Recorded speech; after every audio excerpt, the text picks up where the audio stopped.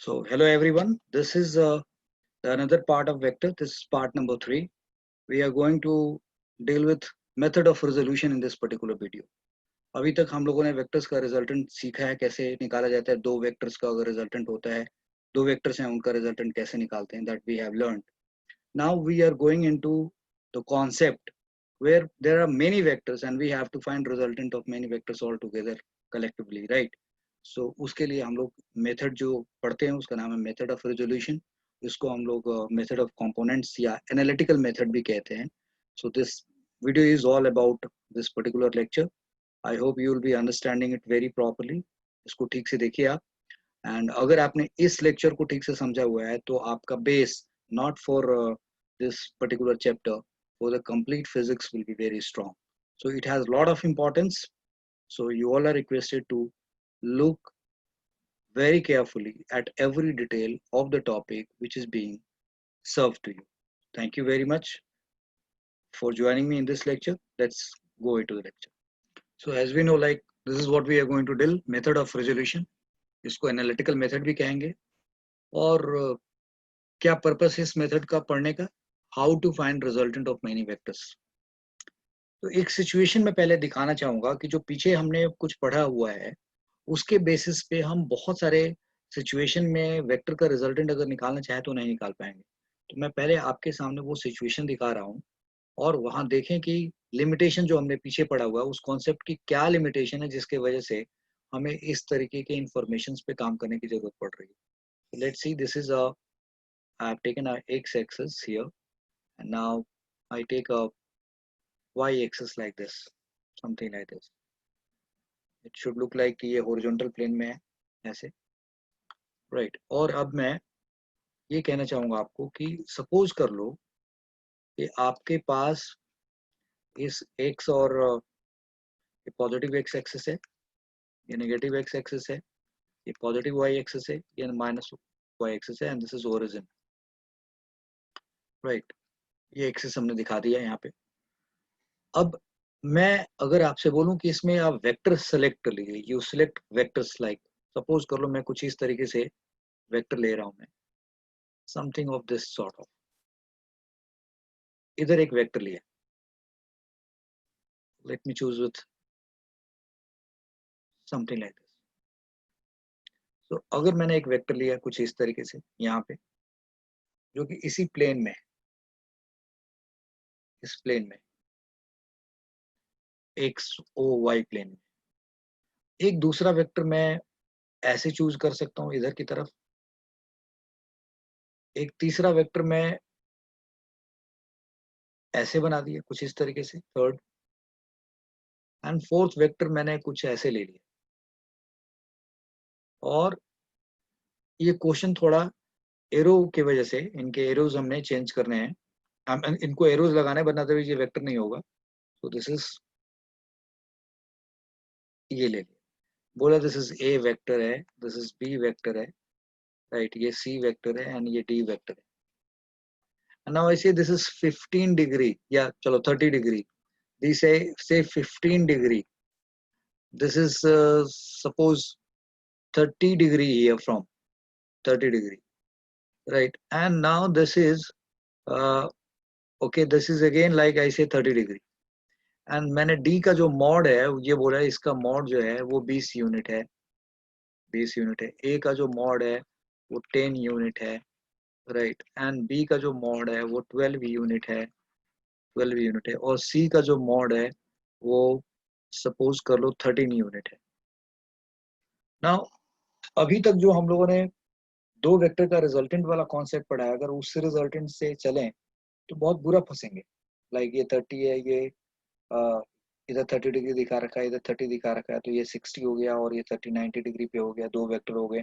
अगर आप इसका रिजल्टेंट निकालेंगे तो वो पता नहीं इसके डायरेक्शन में होगा नहीं होगा. तो आप किसी भी दो वेक्टर का रिजल्टेंट निकालने के बाद और उसका डायरेक्शन निकालने के बाद आप बुरा फंस जाएंगे. फिर अब आप जो दो वेक्टर का आपने कॉन्सेप्ट पढ़ा हुआ है उसके बेसिस पे आप सॉल्व नहीं कर पाएंगे. You will be into a very very tough loop. तब क्या किया जाएगा? Then what to do here? मतलब जो पीछे का वेक्टर हमने, पीछे का जो मेथड पढ़ा हुआ है, I mean last methods last methods, yeah, methods learned in last lecture, methods learned in last lecture will not solve our purpose, will not solve our purpose here, our purpose. तो इसका मतलब ये है कि हमारी कोई मजबूरी है जिसके वजह से हमें कुछ दूसरा अरेंजमेंट करना पड़ेगा, we need to do some arrangement जिससे कि इनको सॉल्व कर सके। तो चलो आज हम लोग वेक्टर को कुछ नए नजरिए से देखना स्टार्ट करते हैं। क्या करेंगे, व्हाट इज दिस, ये भी समझना है। और तो अब मैं आपको वेक्टर को एक दूसरे नजरिए से, दूसरे चश्मे से मैं कहूंगा कि आप उसको देखना स्टार्ट करिए। तो let's look and go to the next page and see. अगर आपसे कहा जाए कि अ वेक्टर इज, ये एक बात कही जा रही, a vector is a vector which is in a plane, which is which is in a plane, a vector which is in a plane can be can be considered as can be considered as a resultant of at least at least two vectors. A vector which is in a plane can be considered as resultant of at least two vectors. कम से कम दो vector का उसका result, दो vector का resultant उसको माना जा सकता है एटलीस्ट। हम चाहे तो उसको बोले कि वो नहीं 10 वेक्टर का रिजल्टेंट है, वो 50 वेक्टर का रिजल्टेंट है, 100 वेक्टर का रिजल्टेंट है, हम कह सकते हैं। बट कम से कम तो हम उसको बता ही सकते हैं कि वो दो दो वेक्टर का रिजल्टेंट है। क्या मतलब है इस बात का? Vector which is in a plane, right. और अगर वो वेक्टर प्लेन में नहीं होकर के स्पेस में होएगा, तो मैं अगर यहाँ पे प्लेन के बजाय मैं उसको स्पेस लिख दूं, मतलब 3D स्पेस की बात कर दूं, 3D स्पेस में अगर है a vector which is in a plane oblique 3D space can be considered as a resultant of at least two, और यहाँ पे 3 लिख दिया कि अगर वो स्पेस में है तो 3 डायमेंशनल है तो मतलब, तो उसको हम कम से कम 3 वेक्टर से बना हुआ मान सकते हैं। ये वाली बात, इस बात को हम लोग थोड़ा समझते हैं। तो चलो एक काम करते हैं, let's do it like this. ऐसे समझते हैं हम लोग इस चीज को। ये मैं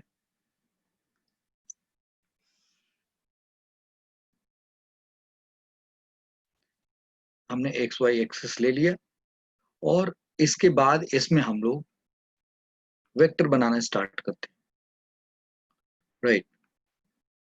let's suppose something like this. एक वेक्टर हमने यहां दिखाया है ऐसे, और एक दूसरा वेक्टर हम ऐसे मान लेते हैं। दो वेक्टर पे बात करते हैं। मैंने बोला कि एक वेक्टर हमारे सामने यहाँ पे है एंड दूसरा वेक्टर हमारे लिए ये, इसको बोला वेक्टर ए, इसको बोला vector B. You know this is X dash, this is Y dash. अभी सिर्फ प्लेन वाली बात समझा रहे हैं। तो इस वेक्टर को हम कहेंगे कि this vector is made of two vectors at least. वो कैसे? तो हम लोग यहाँ से एक परपेंडिकुलर ड्रॉ कर देंगे। कहाँ से? यहाँ टॉप से एक परपेंडिकुलर ड्रॉप कर देते हैं। यहाँ से इससे एक परपेंडिकुलर ड्रॉप कर दिया। We have drawn a perpendicular. Let's take it some right. एक परपेंडिकुलर ड्रॉ कर दिया हमने इसके टिप से, और अब बोला कि देखो, और यहाँ पे भी एक परपेंडिकुलर ड्रॉ कर सकते हैं। ये तो यही खत्म हो गया है। ओके, थोड़ा इसको मनोवर करते हैं हम लोग। इस वेक्टर की लेंथ को हम लोग थोड़ा, या इसके लेंथ को, ये जो हमारा लेंथ है, इस लेंथ को हम लोग थोड़ा बढ़ा देते हैं।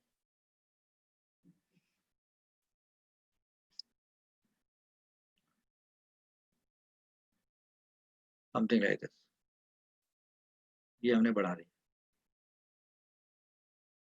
Now what I am saying is कि अगर हमने यहाँ से एक परपेंडिकुलर ड्रॉ करना है, we have to draw perpendicular, right. ये हमने एक परपेंडिकुलर ड्रॉ करना है। तो हमने यहाँ इसके टिप से एक परपेंडिकुलर ड्रॉ कर दिया ऐसे। अब आपके सामने क्या है देखिए, एक वेक्टर ए है ये, this is vector A, this is vector A, और आपने बोला इस वेक्टर ए और ये वेक्टर बी के हेड से हमने एक्स एक्सिस पे एक परपेंडिकुलर ड्रॉ किया, इधर एक्स डैश पे ड्रॉ किया, ऐसे एक परपेंडिकुलर ड्रॉ किया। तो अगर ये वेक्टर है ए और इसका लेंथ इसके मैग्नीट्यूड को रिप्रेजेंट करता है, तो इसका मैग्नीट्यूड को हम ए मान सकते हैं। और सपोज करो दिस एंगल इज अल्फा, ये वेक्टर ए जो है एक्स एक्सिस से अल्फा एंगल बना रहा है, तो ये अपने आप में एक राइट एंगल ट्रायंगल भी तो है। This is a right angle triangle also. If I name this O A and this as a B, and here I write M, or this point I take as N.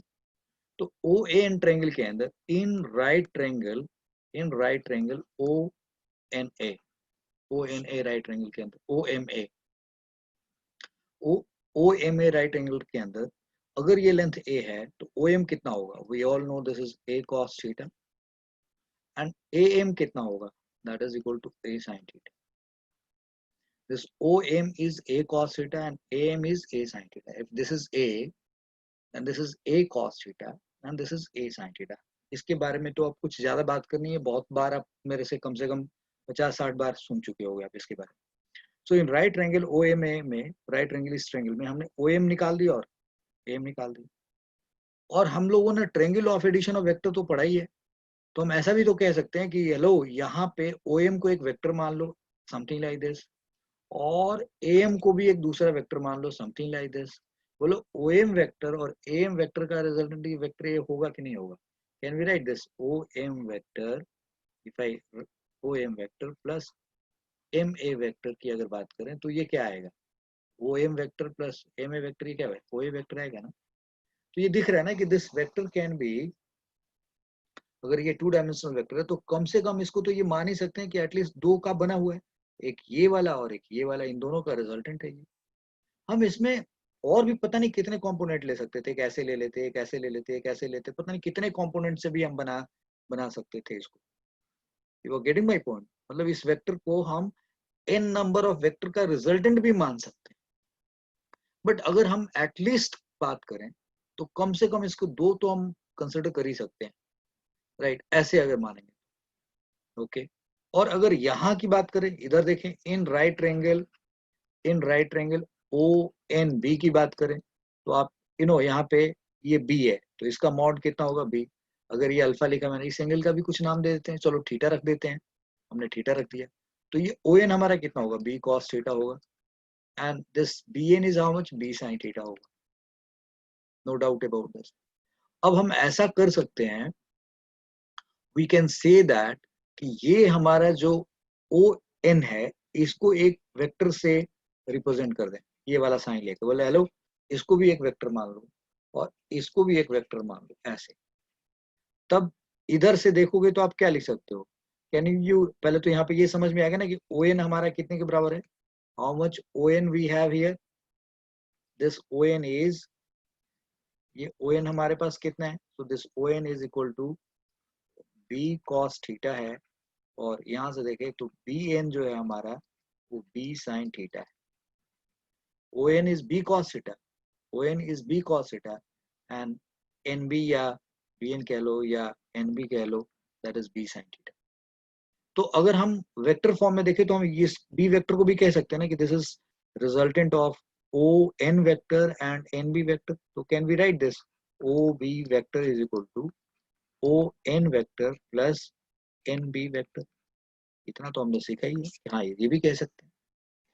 यहाँ पे हमने ये देखा कि किसी एक वेक्टर को हम एटलीस्ट उसको 2 वेक्टर का रिजल्टेंट मान सकते हैं, जिसमें से पहला वेक्टर क्या होगा? एक्स एक्सिस के लॉन्ग, और दूसरा वेक्टर क्या होगा? वाई एक्सिस के long.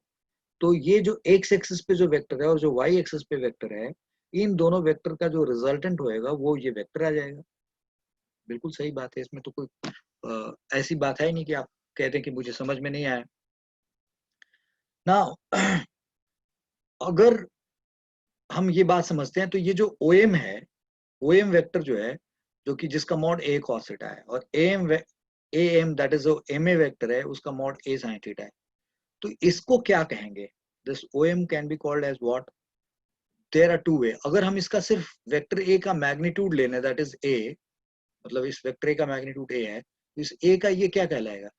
This is the base one, इस राइट एंगल ट्रायंगल का बेस है. दूसरा हम कह सकते हैं कि ये x एक्सिस के अलावा कंपोनेंट भी कह सकते हैं इसको. We can also call it x component. This is x component कह सकते हैं इसको, और इसको हम y component कह सकते हैं. Similarly, this can be called as x component कह सकते हैं इसको, और इसको हम y component कह सकते हैं. मैंने बोला a vector which is in a plane can be considered as resultant of at least two vectors. हमने एक वेक्टर दिखाया, एक्स वो प्लेन में, हमने ये करके दिखा दिया आपको कि हाँ ये लग रहा है, बिल्कुल सही लग रहा है. तो मैं ये बताना चाह रहा हूं कि जो OM है उस OM को क्या कहेंगे? This OM can be called as vector A का OM, वेक्टर A के मॉड का x component. We can call like this. और अगर ऐसे लिखेंगे, OM वेक्टर लिखेंगे, then will say that vector A x. मतलब देखो जी, अगर OM लिखा तो ये वेक्टर का x कंपोनेंट, मॉड का x कंपोनेंट. OM वेक्टर लिखा तो हम लोग ये जो वेक्टर है उसका x कंपोनेंट पे जो x कंपोनेंट जो आएगा, उस x कंपोनेंट को वेक्टर फॉर्म में जो लिखोगे वो OM वेक्टर आ जाएगा. ये लिखने का तरीका सिखा रहा हूँ.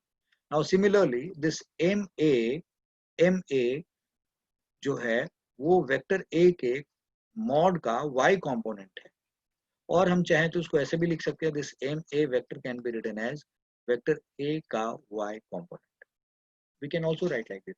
तो ये तरीका भी हमें आना चाहिए, और हमने ये तरीका भी पता होना चाहिए कि भैया देखो हम ऐसे भी लिखते हैं. Similarly we can write this also. तो अगर हम सिर्फ और सिर्फ mod like A cos theta लिख रहे हैं, like this A cos theta. What is A cos theta? Vector के मॉड का x component. What is this A sin theta? Vector के मैग्नीट्यूड का y component. And if I write this in a vector form में, तो we say that vector का y component है. Vector का component तो वेक्टर ही होगा, वेक्टर का y कंपोनेंट है. वेक्टर के मॉड का कंपोनेंट पूछे तो भैया वो मॉड मतलब न्यूमेरिकल वैल्यू है, तो उसका जो कंपोनेंट है वो भी न्यूमेरिकल वैल्यू है. तो ये दोनों बात समझ में आनी चाहिए. तो मुझे लगता है कि आप इस नोटेशन को भी समझ गए कि this OM can be called as vector A का x component, right. Vector A के मॉड का x कंपोनेंट, और OM vector is vector A x component. अब एक बात और समझिए, आप लोगों को मैंने यूनिट वेक्टर पढ़ाया है, यस. और यूनिट वेक्टर में मैंने क्या सिखाया था कि जो I J K वेक्टर होते हैं उनको हम लोग डायरेक्शनल वेक्टर कहते हैं, वो हमें डायरेक्शन बताते हैं. तो अगर आपकी समस्या ये है कि इस OM वेक्टर जो है, जिसको वेक्टर A x लिखा हुआ है, क्या सर ऐसे लिखना ठीक लग रहा है? तो आपको थोड़ी बहुत अगर परेशानी हो रही है तो आप एक काम करो, इसको अगले स्टेप में जाओ और बोलो A cos थीटा और I कैप, ऐसे लिख दो. अब क्या हो गया? कंफर्म हो गया, OM वेक्टर है जी, यस. उसका मॉड कितना है जी? A cos theta. डायरेक्शन क्या है जी? Positive x axis. We can write like this. MA vector यहाँ पे लिखा, MA लिखा हुआ, तब तो यहाँ तो हमें कुछ लिखना नहीं, तो वेक्टर फॉर्म में ही नहीं, तो वेक्टर का मॉड का y कंपोनेंट लिखना है. ठीक है, इसमें तो कोई परेशानी नहीं होनी चाहिए आपको. अब अगर MA वेक्टर लिखना है, यानी कि वेक्टर का y कंपोनेंट लिखना है, यानी कि इसको वेक्टर फॉर्म में लिखना है, तो आप उसको क्या लिख सकते हैं? A sin theta and you can write j cap. A sin theta j cap लिख सकते हैं. Now this is so simple to understand, no. Like कि अगर हम वेक्टर फॉर्म में लिखना चाह रहे हैं तो हम वेक्टर और y कंपोनेंट लिख दिए, या हमने देखा कि उस जिस डायरेक्शन में वो वेक्टर है उस डायरेक्शन में यूनिट वेक्टर कौन है? I है या j है या k है या माइनस I है या माइनस a है या माइनस k है, क्या है? हम उस यूनिट वेक्टर को उसके मॉड के साथ मल्टीप्लाई कर देंगे, तब भी वो वेक्टर आ जाएगा. यस. सो सिमिलरली गाइज, अगर मैं आपसे पूछूं इस केस में लाइक ON वेक्टर लिखना चाहता हूं मैं, I want to write ON vector. ध्यान से, ON वेक्टर लिखना चाहता हूं, तो यहाँ ON वेक्टर को मैं क्या लिखूंगा? I will right B cos theta. लेकिन ये किधर की तरफ है? B cos थीटा किधर की तरफ है? नेगेटिव x एक्सिस पे. So can we write B cos theta minus I cap. ON vector is B cos theta minus I cap. भाई ये इसका मॉड कितना है? B cos theta. डायरेक्शन किधर है? नेगेटिव x एक्सिस पे. लो ऐसे लिख दिया. और NB वेक्टर की बात करें अगर, so we can write this NB vector as B sin theta और यहाँ पे J कैप, ऐसे ऐसे लिख सकते हैं। इस पेज पे मैंने आपको ये समझाने की कोशिश की है कि कोई भी वेक्टर हो अगर प्लेन में है, 3 डायमेंशन की बात नहीं कर रहा हूं, तो उस वेक्टर को एटलीस्ट कम से कम 2 वेक्टर का रिजल्टेंट माना जा सकता है, कम से कम 2 का रिजल्टेंट माना जा सकता है। और वो कैसे निकाल के दिखा रहा हूं मैं, वो आपको मैंने समझाया कि देखो ये वेक्टर है तो हम कह सकते हैं, पहले यहाँ से ये वेक्टर है, इसका मॉड हो गया, फिर यहाँ से परपेंडिकुलर ड्रॉ किया, you know this is A cos alpha, this is A sine alpha, ये सब आपको मालूम है। फिर मैंने उसको बोला कि अगर इसको ओ एम वेक्टर लिख दें और इसको एम ए वेक्टर लिख दें तो ओ एम और एम ए वेक्टर का ये होगा, तो ये सब बात आपको समझा चुका हूँ और मुझे नहीं लगता कि आपको कोई अब डाउट होना चाहिए। तो अभी तक जो हम लोगों ने बात सीखा उसको अगर कम शब्दों में बोलना है तो ये है कि अगर कोई वेक्टर है उसका एक मैग्नीट्यूड होता होगा और हम उस वेक्टर को एक्स कंपोनेंट और वाई कंपोनेंट, वेक्टर का एक्स कंपोनेंट और वेक्टर के वाई कंपोनेंट का एडिशन रिजल्टेंट के फॉर्म में लिखना चाहते हैं। तो क्या तरकीब है भाई, जो वेक्टर का मॉड है उसको एक मॉड है वो हमें मालूम है और उसके हेड से एक परपेंडिकुलर ड्रॉ करेंगे एक्स एक्सिस के ऊपर और फिर हमें एक्स कंपोनेंट और वाई कंपोनेंट एक राइट एंगल ट्रायंगल में जैसे बेस और परपेंडिकुलर निकलता है हाइपोटेनस होने के बाद और थीटा मालूम होने के बाद, तो उस तरीके से बेस और परपेंडिकुलर निकाल लेंगे और फिर हमें पता है कि वो पॉजिटिव एक्स पे है या नेगेटिव एक्स पे है, पॉजिटिव वाई पे है या नेगेटिव वाई पे है, तो उसके हिसाब से आई और जे हम मल्टीप्लाई करके उसको वेक्टर के फॉर्म में लिख सकते हैं और फिर बता सकते हैं कि वो वेक्टर उन दोनों का रिजल्टेंट है। चलो ये बात समझ में आई। अब एक अजीब सी स्थिति में मैं आपको लेके जा रहा हूँ। आपने यहाँ मान लिया कि एटलीस्ट 2 होंगे। अब जरा यहाँ देखते हैं, let's look at this particular situation और समझने की कोशिश करते हैं हम लोग यहाँ पे।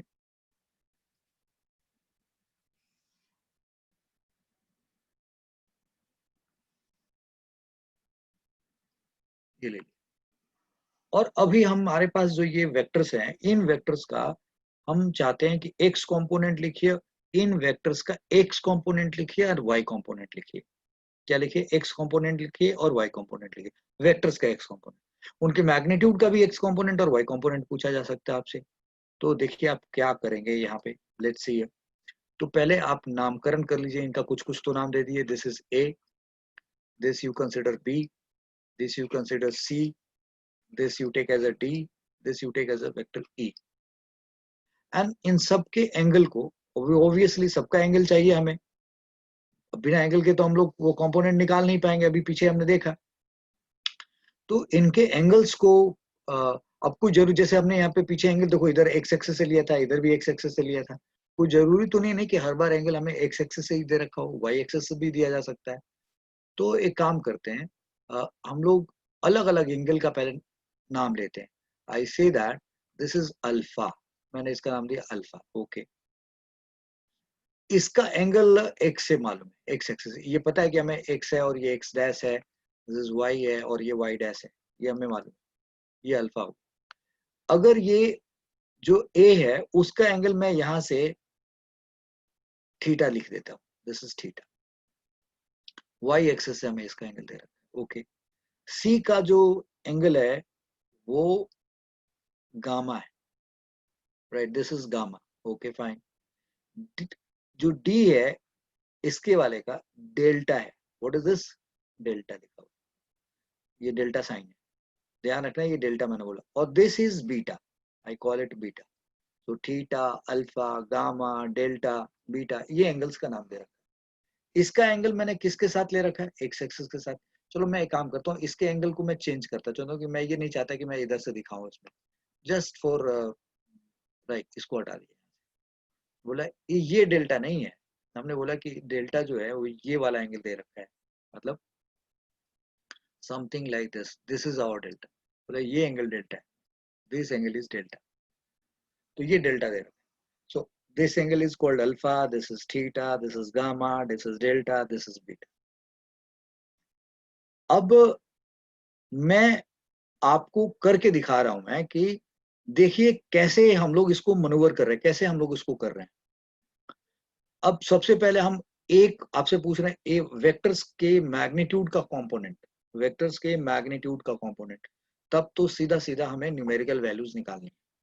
और अगर मैं बोलूं वेक्टर के वेक्टर्स का कंपोनेंट, मतलब उसको वेक्टर फॉर्म में हमें चाहिए, that is what we want to tell, right. तो see what is this we are going to talk about, how we are going to deal with this. तो मैं I am taking this particular colour, okay, look at this. तो पहले तो मैं सबसे perpendicular चाहूंगा कि एक डाला जाए, ताकि अब कुछ जैसे यहाँ पे ये थीटा दे रखा है, तो अगर ये थीटा मालूम है तो आप यहाँ से अगर देखेंगे तो एंगल क्या निकाल लेंगे आप, 90 माइनस थीटा भी लिख सकते हैं ना। तो मैं एक एक ऐसा करने के लिए एक परपेंडिकुलर इधर डाल दिया है ऐसे, राइट, और आपको एक परपेंडिकुलर इधर भी डाल दिया। सिर्फ इसको दिखा रहा हूँ दोनों तरीके से ताकि आप समझें। ओके जी, फाइन।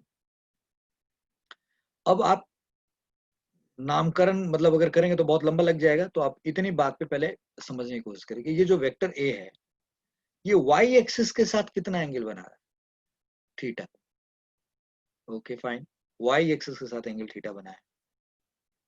एक्स एक्सिस के साथ एंगल कितना है, 90 माइनस थीटा। अगर ये वाला एंगल निकालोगे आप तो this angle is 90 minus theta, ये 90 माइनस थीटा। ओके, अच्छा, हम लोगों ने एक बेसिक बात ये सीखी है कि किसी भी राइट एंगल ट्रायंगल में अगर लॉन्गेस्ट साइड हाइपोटेनस है और वो जिस भी साइड के साथ एंगल बनाता है तो दो दूसरा साइड है वो क्या हो जाता है, बेस बन जाता है, और सामने वाला साइड परपेंडिकुलर बन जाता है। और बेस जब हम लिखते हैं तो वहां पे हाइपोटेनस इंटू कॉस थीटा होता है और परपेंडिकुलर में हाइपोटेनस इंटू साइन थीटा होता है। ये बेसिक बात देखो, मैंने अभी पीछे बोला था कि अब तो जानते ही होगे, एक बार फिर से मैंने बता दिया। मतलब बेस जब लिखते हैं हम लोग उस राइट एंगल ट्रायंगल का, जो द गिवन राइट एंगल आप कंसिडर कर रहे हैं, यानी कि लॉन्गेस्ट लाइन तो हमें पता है कि वो हाइपोटेनस है, और जिस लाइन के साथ वो ट्रायंगल में ठीक एंगल बनाता है वो लाइन बेस बन जाती है, दूसरा परपेंडिकुलर बन जाता है। एंड फिर बेस में हम हाइपोटेनस इंटू कॉस थीटा करते हैं, और जब परपेंडिकुलर में जाते हैं तो हाइपोटेनस की जगह हाइपोटेनस और कॉस की जगह पे साइन थीटा आ जाता है। बस बहुत मोटी बात है ये। सो यहाँ पे हमारे पास वेक्टर ए है। अब हमें इस वेक्टर के कंपोनेंट को निकालने के लिए हमारे पास दो राइट एंगल ट्रायंगल है। एक राइट एंगल ट्रायंगल इधर से देख सकते हैं, ये वाला ले सकते हैं, और हम ऐसे भी सोच सकते हैं। Either way we can look at this, okay. But किसी भी तरीके से निकालो तो आंसर तो सेम आना चाहिए, ये बात मोटे तरीके पे ध्यान होना चाहिए। सो हम क्या करने जा रहे हैं कि जो ये वेक्टर ए का मॉड है, मैं ऐसे कर रहा हूं, ये वेक्टर ए का जो मॉड है उसका एक्स कंपोनेंट बताओ क्या होगा। वेक्टर ए के मॉड का एक्स कंपोनेंट मतलब deal this as a triangle, जैसे हम यहाँ पे ट्रायंगल का ये डायगोनल और ये ऐसे करते हैं, ऐसे उस तरीके से डील करना है। तो ये वेक्टर है सर, इसके साथ एंगल थीटा बना है, तो ये बन जाएगा बेस, ये बन जाएगा बेस, और ये बनेगा परपेंडिकुलर। और जो इसका परपेंडिकुलर है, इस ट्रायंगल का जो परपेंडिकुलर है वो एक्स एक्सिस के पैरेलल है। इस वाले राइट एंगल ट्रायंगल में, इस वाले राइट एंगल ट्रायंगल में जो ये वाली लाइन है, this line is parallel to X axis, means this is called x component and this is y component. Why this is x? Because this is along x and this is along y. तो ये होगा vector का y component और ये होगा x component. तो लेकिन जो वेक्टर का x component है वो इस ट्रायंगल के हिसाब से परपेंडिकुलर है, वो बेस नहीं है। तो यहाँ पे क्या आएगा, a sin theta, a sin theta. और अगर मैं वेक्टर a के मॉड का y component पूछूं तो ये क्या आएगा, a cos थीटा। हो गया जी, खत्म। That's what we have done it. It's so simple to understand. Okay. किसी ने बोला अच्छा इस इधर से देखो तो क्या होगा, if you look at from this triangle, मतलब इस साइड से देखें तो क्या होगा, कर लेते हैं भाई।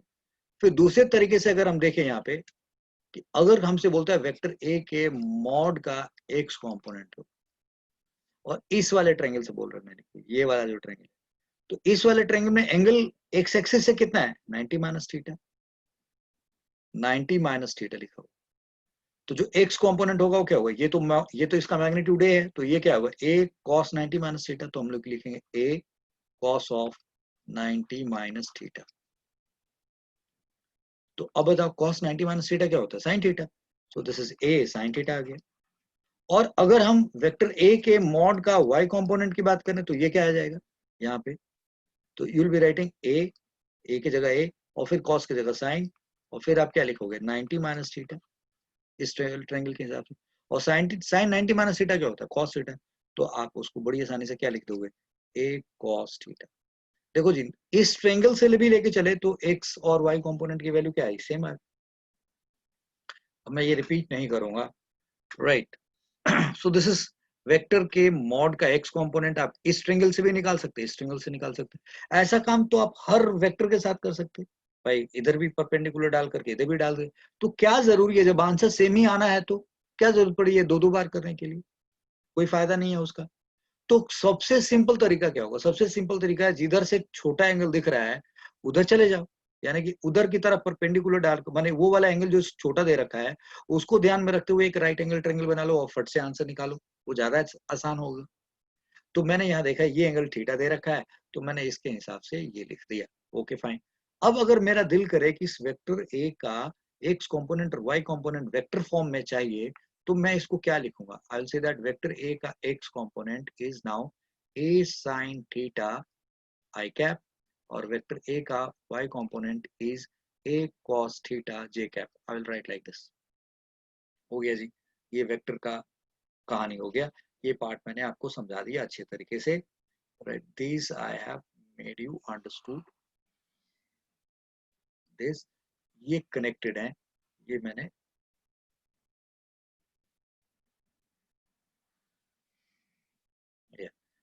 सो इधर मैंने ये बात और ये बात आपस में connected. I have made you understood. Now I am saying that कि अब थोड़ा फुर्ती दिखा करके बी के बारे में सोचते हैं। And now we are interested to find, हम वेक्टर कंपोनेंट निकालने में इंटरेस्टेड है। वेक्टर कंपोनेंट निकालने में मॉड तो हमें पता ही है, हम लिख ही सकते हैं। जो वेक्टर कंपोनेंट निकालने में इंटरेस्टेड है तो हम लोग फटाफट जरा परपेंडिकुलर ड्रॉ करते हैं। चलो जी सबके लिए, इधर से ये एंगल दे रखा है, आसान है ऐसे परपेंडिकुलर ड्रॉ करना। ड्रॉ कर दिया, ओके फाइन। इसका एंगल इधर से दे रखा है, यहाँ से परपेंडिकुलर ड्रॉ करना आसान होगा, कर दिया, ओके। इधर एंगल दे रखा है, यहाँ पे परपेंडिकुलर डालना आसान होगा, गुड। इसका एंगल इधर से दे रखा है, यहाँ परपेंडिकुलर डालना आसान हो गया कहानी। ये परपेंडिकुलर डालने, ये क्या डालना जरूरी है? नहीं, कुछ लोग तो मेंटली सोच लेंगे, आंखों आंखों में पता है कि उनको इधर परपेंडिकुलर है तो ये परपेंडिकुलर डालना भी जरूरी नहीं। अब हम ठीक है डाल चुके हैं। तो अब हमसे कोई पूछे बी, वेक्टर बी का एक्स कंपोनेंट बताइए, वेक्टर बी का एक्स कंपोनेंट। वेक्टर बी का एक्स कंपोनेंट तो ये वाला होगा और वो इस राइट एंगल ट्रायंगल का क्या है? बेस है। तो राइट एंगल ट्रायंगल का बेस है और वो बन रहा है एक्स कंपोनेंट। तो ये बी अगर है तो ये क्या बन जाएगा? B cos alpha. तो this is B cos alpha. And चूंकि ये पॉजिटिव एक्स एक्सिस पे है तो यहाँ पे प्लस और यहाँ पे लिख दिया आई कैप। लो भाई हो गया। हम ये प्लस आई कैप यहाँ भी लिख सकते थे। चलो जी, वेक्टर बी का वाई कंपोनेंट अगर पूछे हमसे तो क्या करेंगे? तो हमें पता है कि ये वाला चीज होगा, ये वाई एक्सिस के लॉन्ग है। तो will write B sine alpha, हम प्लस जे यहाँ लिख देते हैं, एक ही बात है। ओके जी, ये भी खत्म हो गया। अब सी की बात करते हैं। सी का एक्स कंपोनेंट चाहिए वेक्टर, वेक्टर फॉर्म में, देख रहे मॉड नहीं डाला मैंने। तो अगर सी का चाहिए हमें एक्स कंपोनेंट तो सी वेक्टर ये रहा हमारा और इसका एक्स तो ये होगा और ये इसी के, और ये एंगल उसी एक्स एक्सिस के साथ बन रहा है और वो इस राइट एंगल ट्रायंगल का क्या है? बेस है। तो सीधा सीधा ये क्या बनेगा? C cos gamma and this is positive X axis तो I will write plus I cap, something like this. And अगर सी का वाई कंपोनेंट की बात करें तो ये क्या लिख देंगे हम? सी, अब कॉस की जगह पे साइन गामा, और अब ये देखेंगे कि ये तो नेगेटिव वाई एक्सिस पे है तो लो भैया माइनस जे कर दिया, हो गया जी। अब डी की बात करते हैं और ई की बात करते हैं। यहाँ पे डी लिख देते हैं, चलो यहाँ लिख देते हैं डी। तो अब अगर डी वेक्टर का एक्स कंपोनेंट चाहिए तो डी का एंगल किधर दे रखा है? वाई एक्सिस के साथ दे रखा है। तो डी का एंगल वाई एक्सिस के साथ दे रखा है, ओके। यानी कि वाई एक्सिस पे जो कंपोनेंट होएगा वाई एक्सिस के साथ दे रखा है, यानी कि ये वाला साइड बेस बनेगा। इसका मतलब पहले डी का वाई अगर हम लिखें, डी वेक्टर का वाई लिखें तो ये क्या आएगा? अगर ये डी है और ये डेल्टा है तो ये डी कॉस डेल्टा होगा, डी कॉस डेल्टा लिख दिया। और ये कौन सा एक्सिस है भाई? वाई एक्सिस है, वाई एक्सिस पे यूनिट वेक्टर क्या होता है, जे जे कैप, और ये किधर की तरफ है, माइनस की तरफ, तो हमने लिखा माइनस जे कैप। लो जी, डी कॉस डेल्टा माइनस जे कैप। अब डी का एक्स कंपोनेंट चाहिए, ये तो वाई कंपोनेंट आ गया, तो एक्स कंपोनेंट मतलब दिस, तो यहाँ पे कॉस आ चुका तो इसमें साइन आएगा, तो यहाँ लिखेंगे डी साइन डेल्टा, और इसका जो एक्स कंपोनेंट है वो किधर है, नेगेटिव एक्स एक्सिस पे, तो will right minus I cap, लिख दिया जी। ओके, अब हमसे बी ई के बारे में पूछा जाए, okay we can do it like this also. अब अगर कोई कह रहा है वेक्टर ई का एक्स कंपोनेंट बताओ, तो वेक्टर ई का एंगल किसके साथ है, एक्स नेगेटिव एक्स एक्सिस के साथ है, चलो इधर, तो ये वाला एंगल बीटा दे रखा है, यानी कि एक्स एक्सिस के साथ ही एंगल दे रखा है, यानी कि ये वाला साइड क्या बन जाएगा, बेस बन जाएगा, तो इसमें आएगा कॉस, तो अगर ये ई है तो ये क्या बनेगा, E cos beta, E cos, E cos beta, and this is minus I, और ये क्या बनेगा, e का y component, that is e sin beta, and this is plus j है। हमने 5 वेक्टर का वेक्टर कंपोनेंट निकाल लिया, राइट। काफी अच्छा एग्जांपल से आपको समझा दिया। हमने यहाँ पे दोनों तरीके से भी करके देख लिया, हमने हर किसी पे दोनों तरीका लगाने की कोई जरूरत नहीं थी, पता है कि रिजल्ट सेम आएगा। अब अगर किसी का दिल करे कि मैं इधर अल्फा ना लेकर के मैं इधर 90 माइनस अल्फा लेकर के वही आंसर निकालना चाहता हूँ, निकाल लो भाई, बात तो सेम आएगी, सेम रिजल्ट आएगा, ठीक है जी। तो मैंने आपको ए बी सी डी इन पांचों का result, I mean x component और वाई कंपोनेंट मैंने बता दिया। इस पेज पे जो इन्फॉर्मेशन आपने सीखा है बहुत काम का है, इसको थोड़ी देर बाद हम और आपको और अच्छे से दिखाएंगे। अभी तो फिलहाल कंपोनेंट लेना सिखा रहे थे कि कैसे वेक्टर के वेक्टर कंपोनेंट्स लिखे जाते हैं और कैसे उसको लिखे जाते हैं, that we have understood. Unit vector का हेल्प हमें मिला और वी हैव डन इट। और अभी हम सिर्फ जो वेक्टर है वो कहाँ है, 2D प्लेन में है, तो 2D प्लेन में है तो एक्स एक्सिस और वाई एक्सिस मान सकते हैं, या कोई कहे नहीं ये एक्स एक्सिस और वो जेड एक्सिस है, एक्स और जेड होगा तो एक्स पे आई ले लेंगे, जेड पे के ले लेंगे, we can do it like this. Y Z पे हो प्लेन में होगा तो एक जगह जे आ जाएगा, एक जगह के आ जाएगा, we can also do like that, is that okay ना। अब अगर सपोज करो वाई जेड प्लेन में कोई वेक्टर है तो पूछा जाएगा उसके कौन कौन से कंपोनेंट, भाई अगर कोई वेक्टर ए है और वो वाई जेड प्लेन में है तो उसका ए वाई कॉम्पोनेंट और ए जेड कॉम्पोनेंट पूछा जाएगा, समझ गए ना मेरी बात। If I say this is Y axis की बजाय ये जेड एक्सिस हो गया, मैंने बोला ये एक्स एक्सिस है, तब हम क्या करेंगे भाई, बी एक्स लिखेंगे और वाई की जगह पर बी जेड लिख देंगे और यहाँ के लिख देंगे, दैट्स ऑल। तो I think this is very easily understandable. तो यहाँ पे मैंने आपको ये बात समझा के दिखा दिया। तो मैंने ये जो वाई जेड वाला मसला है उस पे मेरे ख्याल से you have understood. Now let's enter into a different situation. अब जरा देखते हैं हम लोग आगे चल के क्या देख रहे हैं। नाउ आई टेक, जरा अब आप ये देखिए, see what is this I am suggesting you, think like इस लाइन, समथिंग लाइक दिस,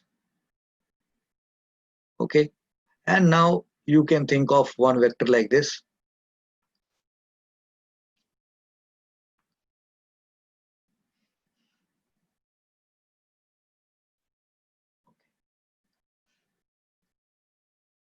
मैंने ये 4 वेक्टर दिखा दिया जी आपको, जरा देखिए यहाँ पे। सो ये तो हमारा एक्स, ये तो हमारा एक्स एक्सिस है, this is our X axis. एक minute, right, so I say this is our X axis, positive X axis, this is negative X axis, this is positive Y axis and this is negative Y axis, ये हमारे को पता है। अब यहाँ पे जो वेक्टर लिया गया, you can call it this is vector A. ये जो वेक्टर लिया गया पिंक कलर वाला है उसको वेक्टर बी कह दिया आपने, ये जो ग्रीन वाला है ये सी कह दिया आपने, इसको डी वेक्टर कह दिया। अब अगर मैं आपसे पूछूं कि जो ये वेक्टर ए है ये तो एक्स एक्सिस पे ही है भाई, so can we think of two components of this. जैसे ये वाली लाइन हमने पढ़ी यहाँ पे, that every vector can be a vector which is in a plane or 3D space can be considered as a resultant of at least 2, और देख रहे ये इंक लिया गया तो यहाँ पे भी 3 वेक्टर्स लिखा हुआ है। सो ये हमने 2D में हमने ये कुछ समझ लिया यहाँ पे, फिर हमने उसके एग्जांपल्स भी यहाँ समझ लिए। अब मैं आपसे ये कह रहा हूँ कि अगर वेक्टर ए ऐसे दे रखा है, एक्स एक्सिस पे दे रखा है, अब अगर मैं आपसे पूछूं कि बताओ भाई वेक्टर ए का एक्स कंपोनेंट क्या होगा और वेक्टर ए का वाई कंपोनेंट क्या होगा, तो आप कैसे सोचेंगे? ये तो सीधा सीधा ऐसे आ गया, कोई बात नहीं।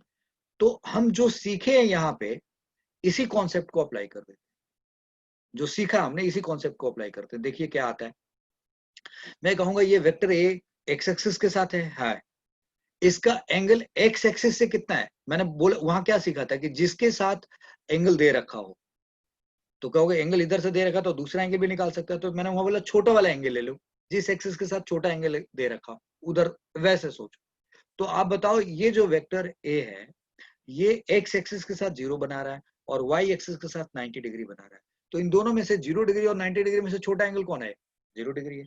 तो हम 0 डिग्री को लेके चलेंगे, कोई जरूरी थोड़ी है कि आप 90 को लेके चले। अच्छा, तो एक्स एक्सिस के साथ ये कितना बनाया? 0 डिग्री। ओके, तो अब इसका एक्स कंपोनेंट क्या लिखेंगे? बोले vector A cos 0 degree, right. और चूंकि ये पॉजिटिव एक्स एक्सिस है तो यहाँ पे हमने आई कैप ऐसे लिख दिया, प्लस आई कैप, हो गया, राइट सर।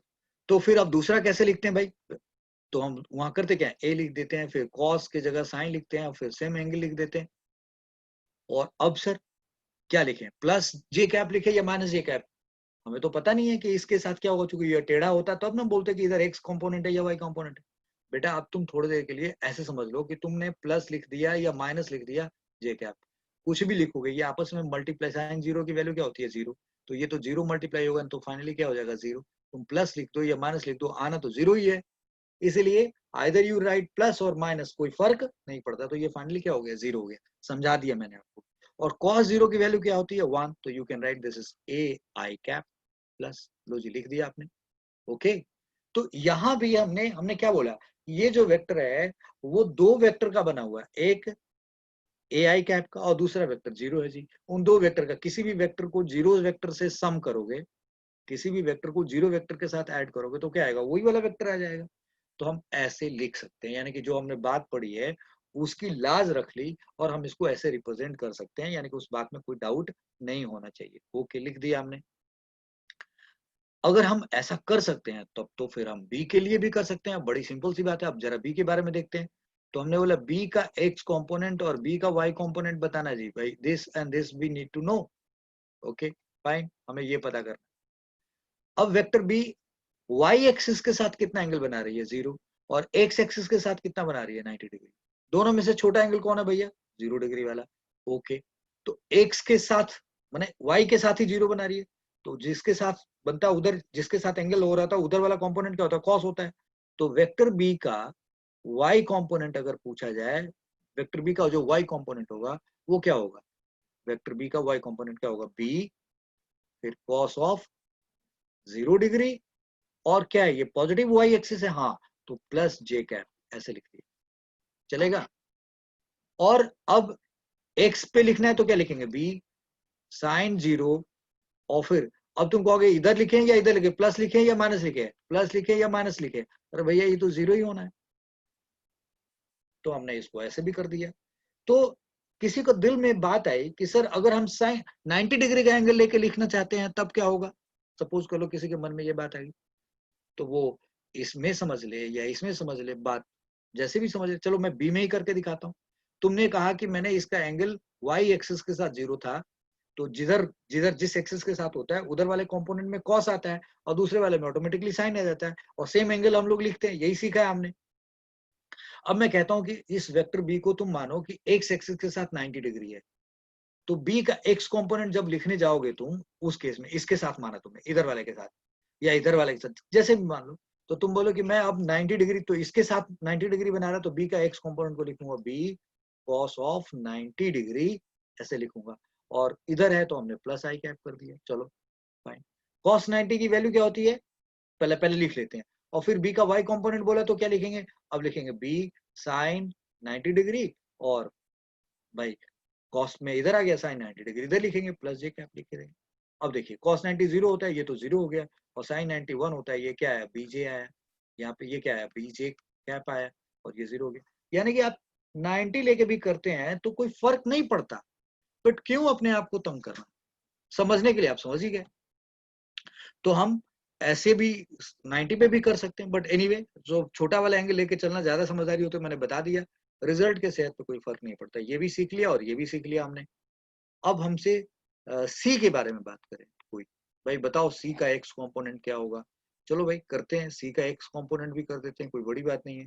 तो कोई बोला सी का एक्स कंपोनेंट बताओ, यानी वेक्टर सी का एक्स कंपोनेंट। तो भाई vector C X axis, negative X axis के साथ कितना डिग्री बना रहा है? 0 डिग्री। तो हम कहेंगे सी एक्स, एक्स के साथ ही 0 बना रहा है, see then cos 0 and minus X axis है तो माइनस वाई, आई कैप लिख दिया, हो गया जी ये। और सी का y कंपोनेंट अगर हमसे पूछा तो हम अब सीधा सीधा क्या यहाँ सी लिखेंगे, कॉस की जगह साइन, यहाँ पे क्या लिखेंगे 0 डिग्री। और हमें नहीं पता है कि वो इधर आएगा या इधर आएगा, तो प्लस माइनस ये कुछ भी लिख सकते हैं। पर भाई तुम कुछ भी लिख दो, फाइनली ये क्या हो जाएगा, साइन 0 0 होने की वजह से ये तो 0 हो गया। और ये क्या बन जाएगा, this will become C minus C I cap, this will become minus कुछ ज्यादा ही छोटा हो गया, पता नहीं आप इसको समझ पाओगे या नहीं समझ पाएंगे, एक मिनट। सो यहाँ से इसको थोड़ा खलास करते हैं। Let me rub this and या सो this is, I say this is minus C I cap, minus C I cap we can write. और सी वाई क्या हो गया, 0 हो गया। अब अगर हमें डी के बारे में पता करना है, तो अब तो ये भी एग्जाम्पल मिल गया, ये भी मिल गया, इसकी बात करें तो डी का एक्स कंपोनेंट और डी का वाई कंपोनेंट चाहिए, डी का एक्स और डी का वाई कंपोनेंट चाहिए। तो जो डी वेक्टर है वो एक्स एक्सिस के साथ एंगल बना रहा है 0 या वाई के साथ, तो वाई के साथ बना रहा है, तो it is a making 0 degree angle with Y axis. तो जो इसका वाई कंपोनेंट है उसमें कॉस आएगा, हमने लिख दिया डी कॉस 0 डिग्री। एंड कौन से एक्सिस पे, नेगेटिव वाई एक्सिस पे, तो माइनस जे। और इसकी बात करें तो डी साइन 0 लिख देंगे, और फिर अब तुमको मालूम है ना प्लस माइनस आई कुछ भी लिखो तो फाइनली ये क्या हो जाएगा, 0 हो जाएगा, और ये क्या आएगा माइनस डी जे कैप आ जाएगा। तो अगर वेक्टर एक्सिस के अलोंग हो, एक्स से या वाई एक्सिस के अलोंग या जेड एक्सिस के अलोंग हो, तो वेक्टर का सिर्फ जिस एक्सिस पे वही वाला कंपोनेंट, देखो ये वेक्टर एक्स एक्स के अलोंग है तो उसका एक्स कंपोनेंट कितना है, उसका मॉड और इनटू यूनिट वेक्टर, और वाई कंपोनेंट क्या हो गया 0। Very simple. वेक्टर भी किस पे, वाई एक्सिस पे है, तो उसका वाई कंपोनेंट मिला, हाँ कितना बी, और जिधर है वो बीजे, और दूसरा कंपोनेंट क्या हो गया 0। सी किधर है, नेगेटिव एक्स एक्सिस पे, तो सी का नेगेटिव, सी का एक्स कंपोनेंट मिला, yes minus C I cap, और वाई कंपोनेंट क्या हो गया 0। डी किधर है, वाई एक्सिस पे है, तो वाई कंपोनेंट मिल गया, बट एक्स कंपोनेंट क्या हो गया 0, और वाई कंपोनेंट कितना हुआ, जो उसका मॉड है, मॉड, और फिर जो यूनिट वेक्टर उसमें मल्टीप्लाई करना है वो मल्टीप्लाई करके हमने लिख दिया। तो ये बड़ा साफ साफ समझ में आना चाहिए आपको कि हम अगर वेक्टर एक्सिस के अलोंग है तो सीधा सीधा वो वाला कंपोनेंट होगा, और दूसरा कंपोनेंट उसका क्या हो जाएगा, 0 हो जाएगा। हम ऐसे भी समझ सकते हैं। तो हमने इस पेज पे भी वेक्टर्स जब एक्सिस के अलोंग होते हैं तो कैसे निकाला जाता है, और इस पेज पे हमने सीख लिया कि अगर वेक्टर एक्सिस के अलोंग नहीं है, आई मीन एक्स एक्स और वाई एक्सिस के बीच में कहीं पे कुछ एंगल बनाते हुए है, तब उस केस में कैसे लिखेंगे, ये दोनों बातें हमने लिख ली, राइट। अब ये दोनों पॉइंट हम लोगों ने अच्छे तरीके से सीख ली। अब अगर हमसे कोई पूछता है यहाँ पे कि देखो इस जगह पे, ये थोड़ी हमारे पास जगह है, कि अगर कोई सीधा सीधा सी एक्स पूछे, यानी कि मॉड पूछ रहा है, हम क्या लिख देंगे सी कॉस गामा, और सी वाई पूछे तो हम क्या लिख देंगे सी साइन गामा। मॉड पूछ रहा है, वो सिर्फ मॉड पूछ रहा है, ये मॉड हो जाएगा। और कुछ लोगों को आप देखोगे कि वो यहाँ मॉड भी लिखते हैं और यहाँ माइनस भी लिखा जाता है, दे राइट माइनस, लाइक जैसे सी एक्स लिख दिया तो सी कॉस गामा लिख दिया, और यहाँ सी वाई की बात किया तो माइनस सी साइन गामा लिख दिया। तो उनका ये कहने का मतलब होता है कि देखो जी मैं तो एरो नहीं डाला उन्होंने, लेकिन वो ये समझ रहे हैं कि मैं इस वेक्टर का कंपोनेंट निकाल रहा हूँ जी, कौन सा वेक्टर का कंपोनेंट निकाल रहा हूँ। तो वो ये मान के चलते हैं उनके, अब ये जो बात मैं बता रहा हूँ समझना है, जो नोटेशन मैंने यूज किया वो आपने समझ लिया अच्छे से। मैं कह रहा हूं कि कुछ लोग इस नोटेशन को फॉलो करते हैं, कुछ लोग दूसरे तरीके से भी नोटेशन यूज कर लेते हैं।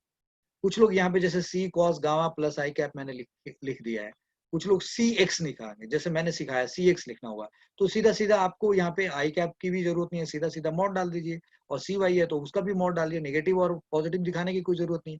As per my notation it should be like this. But कुछ लोग कहते हैं कि देखो जी ये वेक्टर का ही कंपोनेंट निकलेगा ना, स्केलर का थोड़ी कंपोनेंट निकालते हैं, दे से थिंक लाइक दिस। वो भूल जाते हैं कि हम लोग यहाँ पे एक राइट एंगल ट्रायंगल लिया है, ये लेंथ है, लेंथ का ही कंपोनेंट हमने निकाला है ना भाई।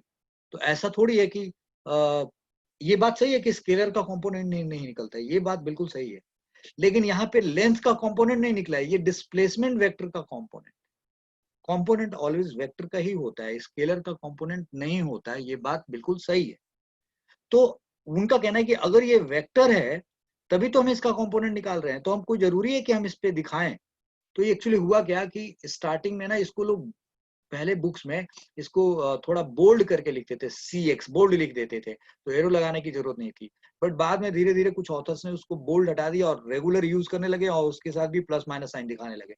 और फिर हम लोगों ने इसको एक्सेप्ट भी कर लिया कि अगर सी एक्स लिखा जाए, सी वाई लिख दिया जाए, और यहाँ भी प्लस, यानी कि ये प्लस पे है, लाइक सी एक्स है, सी एक्स है, या सी कॉस गामा हो गया, और सी इसको थोड़ा फिर से लिख दूं मैं 1 मिनट के लिए, राइट, थोड़ा ओके। सो अगर मैं यहाँ पे ये कहूँ थोड़ा बड़ा करके कि कोई बोले हेलो सी का एक्स कंपोनेंट, यानी कि दूसरे दूसरे स्टाइल में somebody से दैट सी का एक्स कंपोनेंट बताओ, और उन्होंने बोला सी कॉस गामा, एंड सी का वाई कंपोनेंट बताओ, बोला माइनस सी साइन गामा, माइनस सी साइन। तो ये भी तरीका हम लोग देखेंगे कि कुछ लोग यूज करते हैं, दिस इज ऑल्सो यूजेबल है, ये भी यूजेबल है, लोग यूज करते हैं, आई हैव सीन दैट। तो उस केस में आपको ये समझ लेना होगा कि ओके यहाँ एरो नहीं डाला गया, बट वो ये कहना चाह रहा है कि ये जो वेक्टर है उसका जो वाई कंपोनेंट है वो वेक्टर का ही कंपोनेंट है, तो यहाँ माइनस उसके डायरेक्शन को दिखा रहा है। बाद में आपको भैया आई कैप जे कैप मल्टीप्लाई करना हो तो कर देना, लेकिन अब ये मत करना कि सी वाई निकालना है तो ये लिख दिया और फिर माइनस जे लिखा के और फिर उसको प्लस दिखा देना, दैट गलती शुड नॉट बी डन। तो इसलिए मैंने अपना जो मेथड सिखाया रिप्रेजेंटेशन का वो फ्लॉलेस है, मतलब उसमें कोई एरर नहीं है, इसलिए मैंने उसको अपने हिसाब से दिखाया। बट ऐसे भी दिखाया जाता है, और जब किसी बच्चों को कम टाइम में पढ़ाना होता है तो हम लोग इसी नोटेशन को दिखा करके आगे बढ़ा देते हैं। So anyway, this is I have made you understood how to take components of vector if it is a 2 dimensional vector, और अगर वो 1 dimensional है like this, तो हमें उसका वो कंपोनेंट जिस एक्सिस पे वो होगा, दूसरा कंपोनेंट क्या हो जाएगा, 0 हो जाएगा। This is what we have learn till now. अब ये जो हमने इंफॉर्मेशन सीखा है उस इंफॉर्मेशन को थोड़ा हम लोग और यूजेबल बनाते हैं, तो जरा देखिए क्या करते हैं हम लोग।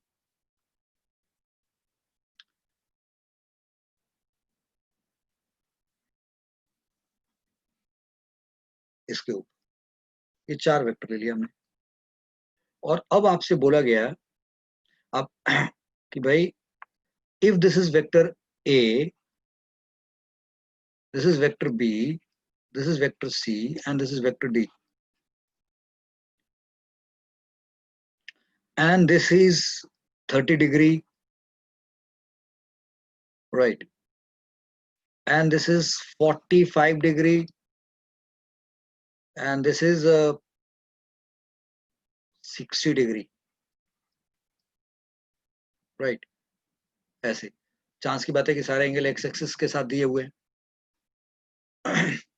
चलो थोड़ी देर के लिए आप ऐसे समझ लें कि आप मिटा दीजिए, बोले कि ये वाला एंगल 30 डिग्री दे रखा है, थिंक लाइक दिस कि ये 60 नहीं देख करके ये 30 डिग्री दे रखा है, दिस इज गिवन 30 डिग्री, आप ऐसे मानिए कि ये 30 डिग्री दे रखा है, और ए का मॉड, ठीक है, हम कॉन्सेप्ट ही पढ़ रहे हैं अभी, और थोड़ी देर बाद मैं इसी को क्वेश्चन बनाऊंगा। तो ये वेक्टर ए है, ए का मॉड दे रखा है 10 यूनिट,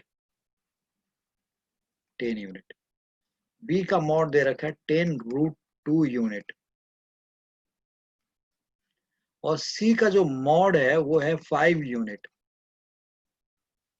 और डी का जो मॉड है वो है 5√3 यूनिट, ऐसे दे रखा है।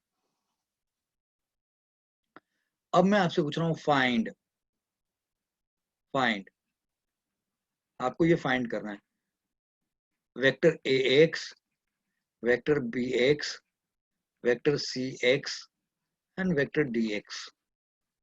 एक ये निकालना है। दूसरा आपको निकालना है वेक्टर a का y, वेक्टर b का y, वेक्टर c का y एंड वेक्टर d का y।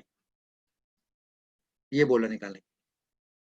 और एक बोला आप ये निकाल दीजिए ax प्लस by, ये दोनों निकाल दीजिए ax एंड ये फिलहाल मैं इसको ऐसे बोलूंगा कि आप ऐसे निकालिए। यहाँ पे इसको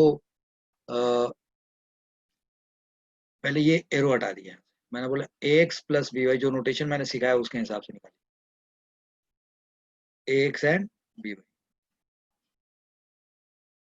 तो अब बताइए आप क्या करेंगे, व्हाट यू विल डू। यहाँ पे मैंने वेक्टर नहीं लिखा हुआ, सिर्फ ax एंड by लिखा हुआ। तो how you are going to do with this. तो इट्स सो सिंपल ना, हम लोग यहाँ पे धड़ाधड़ इनके x और y कंपोनेंट लिखेंगे। तो कि हमें बोला गया ax निकालो, bx निकालो, cx निकालो, dx निकालो। तो ठीक है भाई, ये वेक्टर a है हमारा।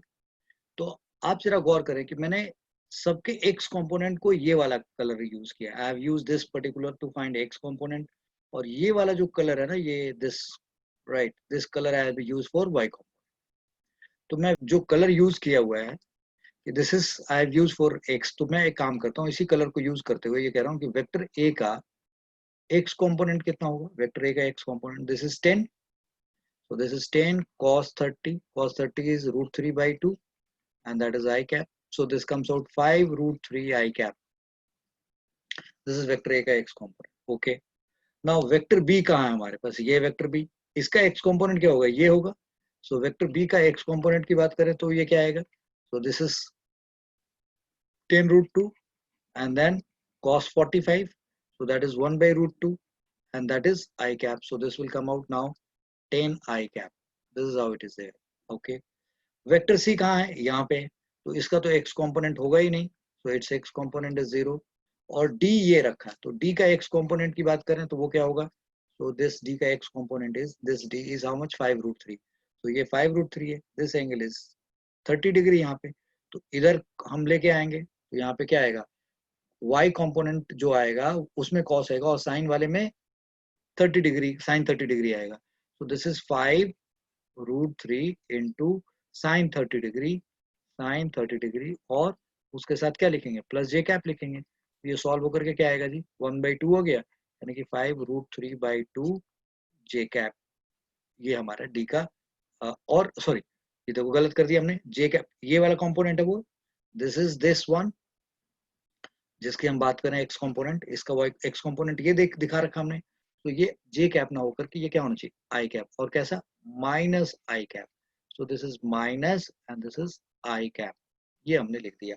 सो this is minus 5 root 3 I cap. Look at this, vector A का एक्स कंपोनेंट निकाल दिया, बी का भी निकाल दिया, सी का 0 होगा, डी का निकाल दिया। अब देखिए मैंने क्या किया, ये जो आपको दिखाई दे रहा है यहाँ से यहाँ तक का जो वेक्टर दिखाई दे रहा है, ये vector A x vector A का एक्स कंपोनेंट है, ये वेक्टर बी का एक्स कंपोनेंट है, सी का एक्स कंपोनेंट है ही नहीं, डी वेक्टर का एक कंपोनेंट ये है।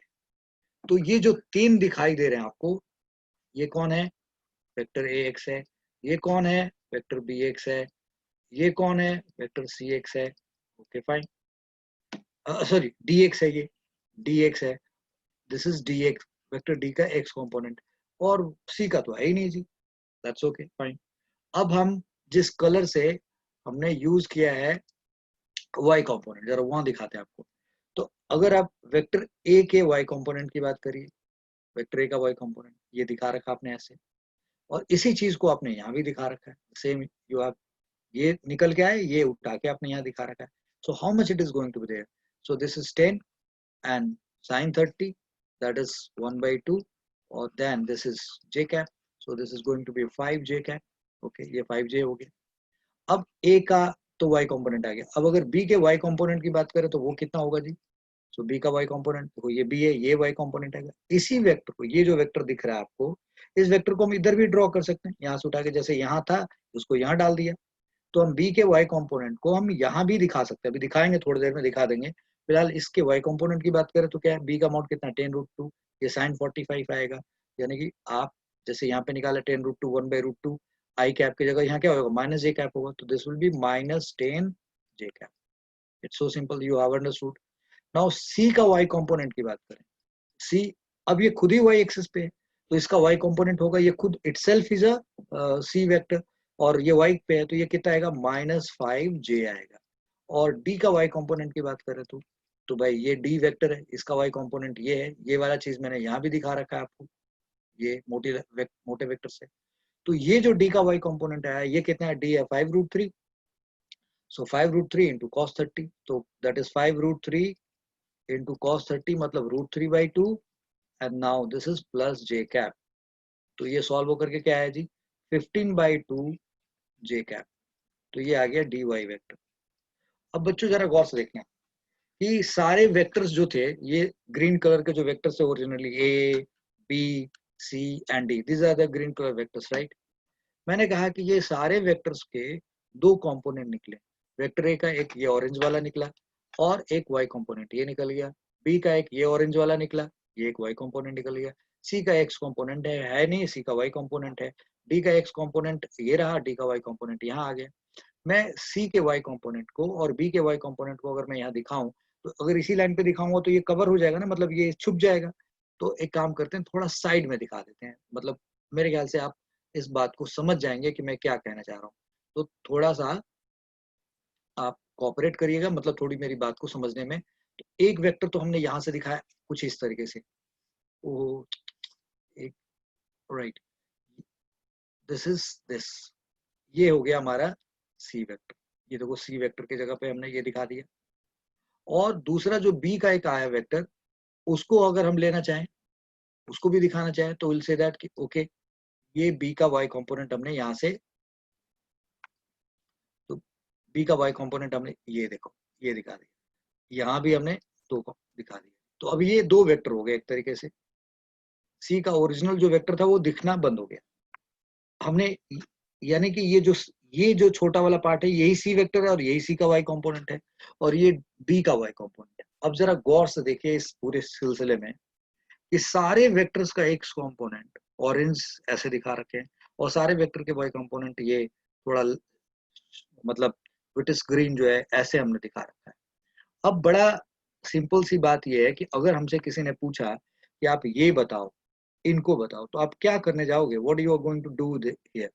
ये बोला गया निकालने के लिए, दिस ये निकालने के लिए बोला. तो भाई सबका एक्स कंपोनेंट है ना, 5√3i, आप लिखोगे 5√3i, ओके. फिर क्या लिखोगे 10i, ओके. और फिर क्या लिखोगे -5√3/2i. ये आपका आ गया. यानी कि ये दोनों एक डायरेक्शन में थे और ये देखो अपोजिट डायरेक्शन में खुद ब खुद माइनस साइन के साथ आ गया. Good, all right. अच्छा अब इसकी बात करो तो ये देखो ये क्या हुआ. इनकी बात करने जाओगे तो ये आप कहोगे सर ए वाई 5j, ये है भाई. और ये कितना है B Y, that is -10j इधर आ गया. और डी वाई देखे तो 15/2j आ गया. तो 5j और 15/2j इधर है और c अपने आप में -5 है और b का y भी की तरह -10 हो गया. तो इन सबको आप अगर लिखोगे तो ये क्या बनेगा, तो this will come out 5j plus वाला, राइट. फिर माइनस इसको ये 15/2 वाला लिख दो आप, तो 15/2j लिख दिया. और फिर माइनस वाला -5j हो गया और ये फिर क्या हो गया -10j आ गया. ये आपने सबको लिख दिया ऐसे. थोड़ा ऑर्डर गड़बड़ हो गया यहाँ पे, कोई बात नहीं. तो हमने इस तरीके से, चूंकि प्लस वाले को एक साइड लिख दिया, माइनस वैसे लिखना था. तो हमने, अगर आपको ये दिक्कत नहीं होनी चाहिए, मतलब ए वाई सही जगह पे लिखा हुआ, बी वाई की पोजीशन क्या है, बी वाई इज -10j, यानी कि ये पोजीशन यहाँ होनी चाहिए. सी अपनी जगह पे ठीक है और डी की पोजीशन यहाँ होनी चाहिए, समथिंग लाइक दिस, ओके. तो कुल मिला के बात तो सिर्फ यही आएगी. तो अब इसकी जरूरत नहीं है, मतलब मैंने समझा दिया आपको. अब यहाँ से ये पार्ट हटा दिया कि इसकी कोई जरूरत नहीं है, आप समझ गए कि यही लिखा हुआ है. So now the point is, मैं ये चाहूंगा कि आप, ये मैंने हटा दिया, मैंने लिख के दिखा दिया कि ऐसे एक ही बात लिखी हुई है. अब मैं ये चाहूंगा कि जरा आप बहुत मोटे बात पे गौर करिए, ये तो हो गया। यहां मैंने क्या बोला, बोला ए एक्स और बी वाई को ऐड करिए। तो भाई यहां पे मैंने एरो नहीं लगाया, राइट। तो मैंने जो सिखाया उसके हिसाब से तो ए का एक्स कंपोनेंट कितना है भैया, निकाल रखा है 5√3 आएगा, आई कैप हटा दीजिए, और बी का वाई कंपोनेंट निकालिए, तो ये कितना आ जाए, बी का वाई कंपोनेंट आपने निकाल रखा है यहाँ पे, दैट इज -10। तो आप क्या इसको ऐसे लिखेंगे 5√3 और -10 ऐसे लिख देंगे, एक एक्स एक्सिस पे है और एक वाई एक्सिस पे, कैन यू डू इट? क्या एक चीज इधर है एक चीज इधर है, उनके बीच में प्लस माइनस हो सकता है? हम लोगों ने तो प्लस माइनस उनके बीच में सीखा है स्केलर के फॉर्म में, जब वो एक ही लाइन पे होते हैं। So this has no significance, no significance, no significance, यानी कि इसको आप नहीं ऑपरेट कर सकते। लेकिन अगर पूछ दिया जाए ऐसे चौथा पार्ट में, लो vector A X and vector B Y बताओ, तो सिग्निफिकेंस बन गया। क्यों? A vector A X is 5√3i this, और बी वाई भी कुछ होगा ऐसे, और फिर उनका एक रिजल्टेंट बन जाएगा। तो वेक्टर फॉर्म में तो हम लिख सकते हैं that is 5√3i and -10j, ऐसे लिख सकते हैं। उसको अगर दिखाना होगा तो हम दिखा भी सकते हैं, जब अभी आपको मैं दिखा भी रहा हूँ, just I am showing you, यहाँ पे जैसे ये वेक्टर लिया उसी तरीके से एक वेक्टर हम ले लो, टेक लाइक दिस, इतना लेंथ का ये, और अभी दिखा रहा हूँ, बाद में इसको, अभी थोड़ी देर में इसको हटाऊंगा, मेरा पर्पस इसको ये समझाना है, और ये रिजल्टेंट बन गया। तो ये आ जाएगा वेक्टर ए एक्स और ये वेक्टर बी वाई का रिजल्टेंट। बेटा बात समझ गया ना? तो मैं इन दोनों को, मतलब इसका सिग्निफिकेंस बनता है, और अब मैं यहाँ से हटा रहा हूँ, इसको लेके गया और हटा दिया। All right now, so there this is what I wanted to make you understand. अब जरा गौर करिए कि इसका तो कोई सिग्निफिकेंस नहीं है, इसका सिग्निफिकेंस है। यहाँ आपने क्या देखा कि दिस इज ये सारे वेक्टर्स जो ऑरेंज कलर थे सब एक लाइन पे थे, खुद ही जो प्लस था वो प्लस हो गया, माइनस होना था वो माइनस हो गया, सब ये वाई एक्सिस पे है, जो प्लस होना था प्लस होना था, माइनस खुद हो गया। तो अब मैं अगर आपसे पूछूं कि ये सब मिला के जो आया, इसको इसको इसको मिला करके जो आया वो क्या कहलाएगा, और इन सब के जो मिला करके आया उसको क्या कहेंगे, व्हाट इज दिस नाउ?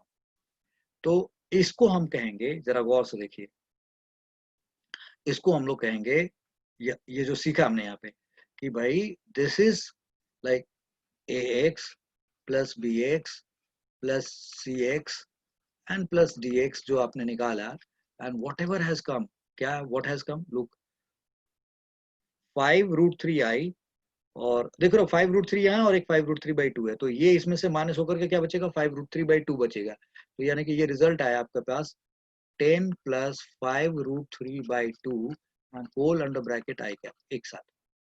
भाई आई आई है तो कर ही सकते, पहले तो इसको इसमें से घटा दिया और फिर सबका आई कॉमन करके और फिर ऐसे निकाल दिया, तो ये एक वेक्टर आ गया 10 + 5√3/2 आई। Okay fine. और अब अगर इनकी बात करें A Y B Y C Y D Y वाला, तो ये क्या चीज है, so this is A Y plus B Y and C Y and D Y. अगर आप ये करने जा रहे हैं, so what this comes out, अगर आप इसकी बात करें तो ये देखो जी 5j और ये 5j आपस में कैंसिल हो गए, ये 15/2j दिख रहा है, यानी कि 7.5 है, और ये -10 है। तो 7.5 और -10 में से तो क्या होगा, इधर वाला बड़ा हो गया, यानी कि ये सब सॉल्व करके आएगा -5/2 -5/2j, राइट। अब यानी कि ये दोनों मिलके ये सी वाला और जो डी का वाई कंपोनेंट है, ये दोनों मिल करके, ठीक है जी, ये दोनों मिलकर के ये और ये एक दूसरे को तो कैंसिल कर जा रहे हैं, बट ये वाला वेक्टर में से ये वाला वेक्टर बड़ा है, तो ये सॉल्व करने पे, इन चारों को सॉल्व करने पे एक वेक्टर आ गया, और वो कैसा आ रहा है, माइनस आ गया।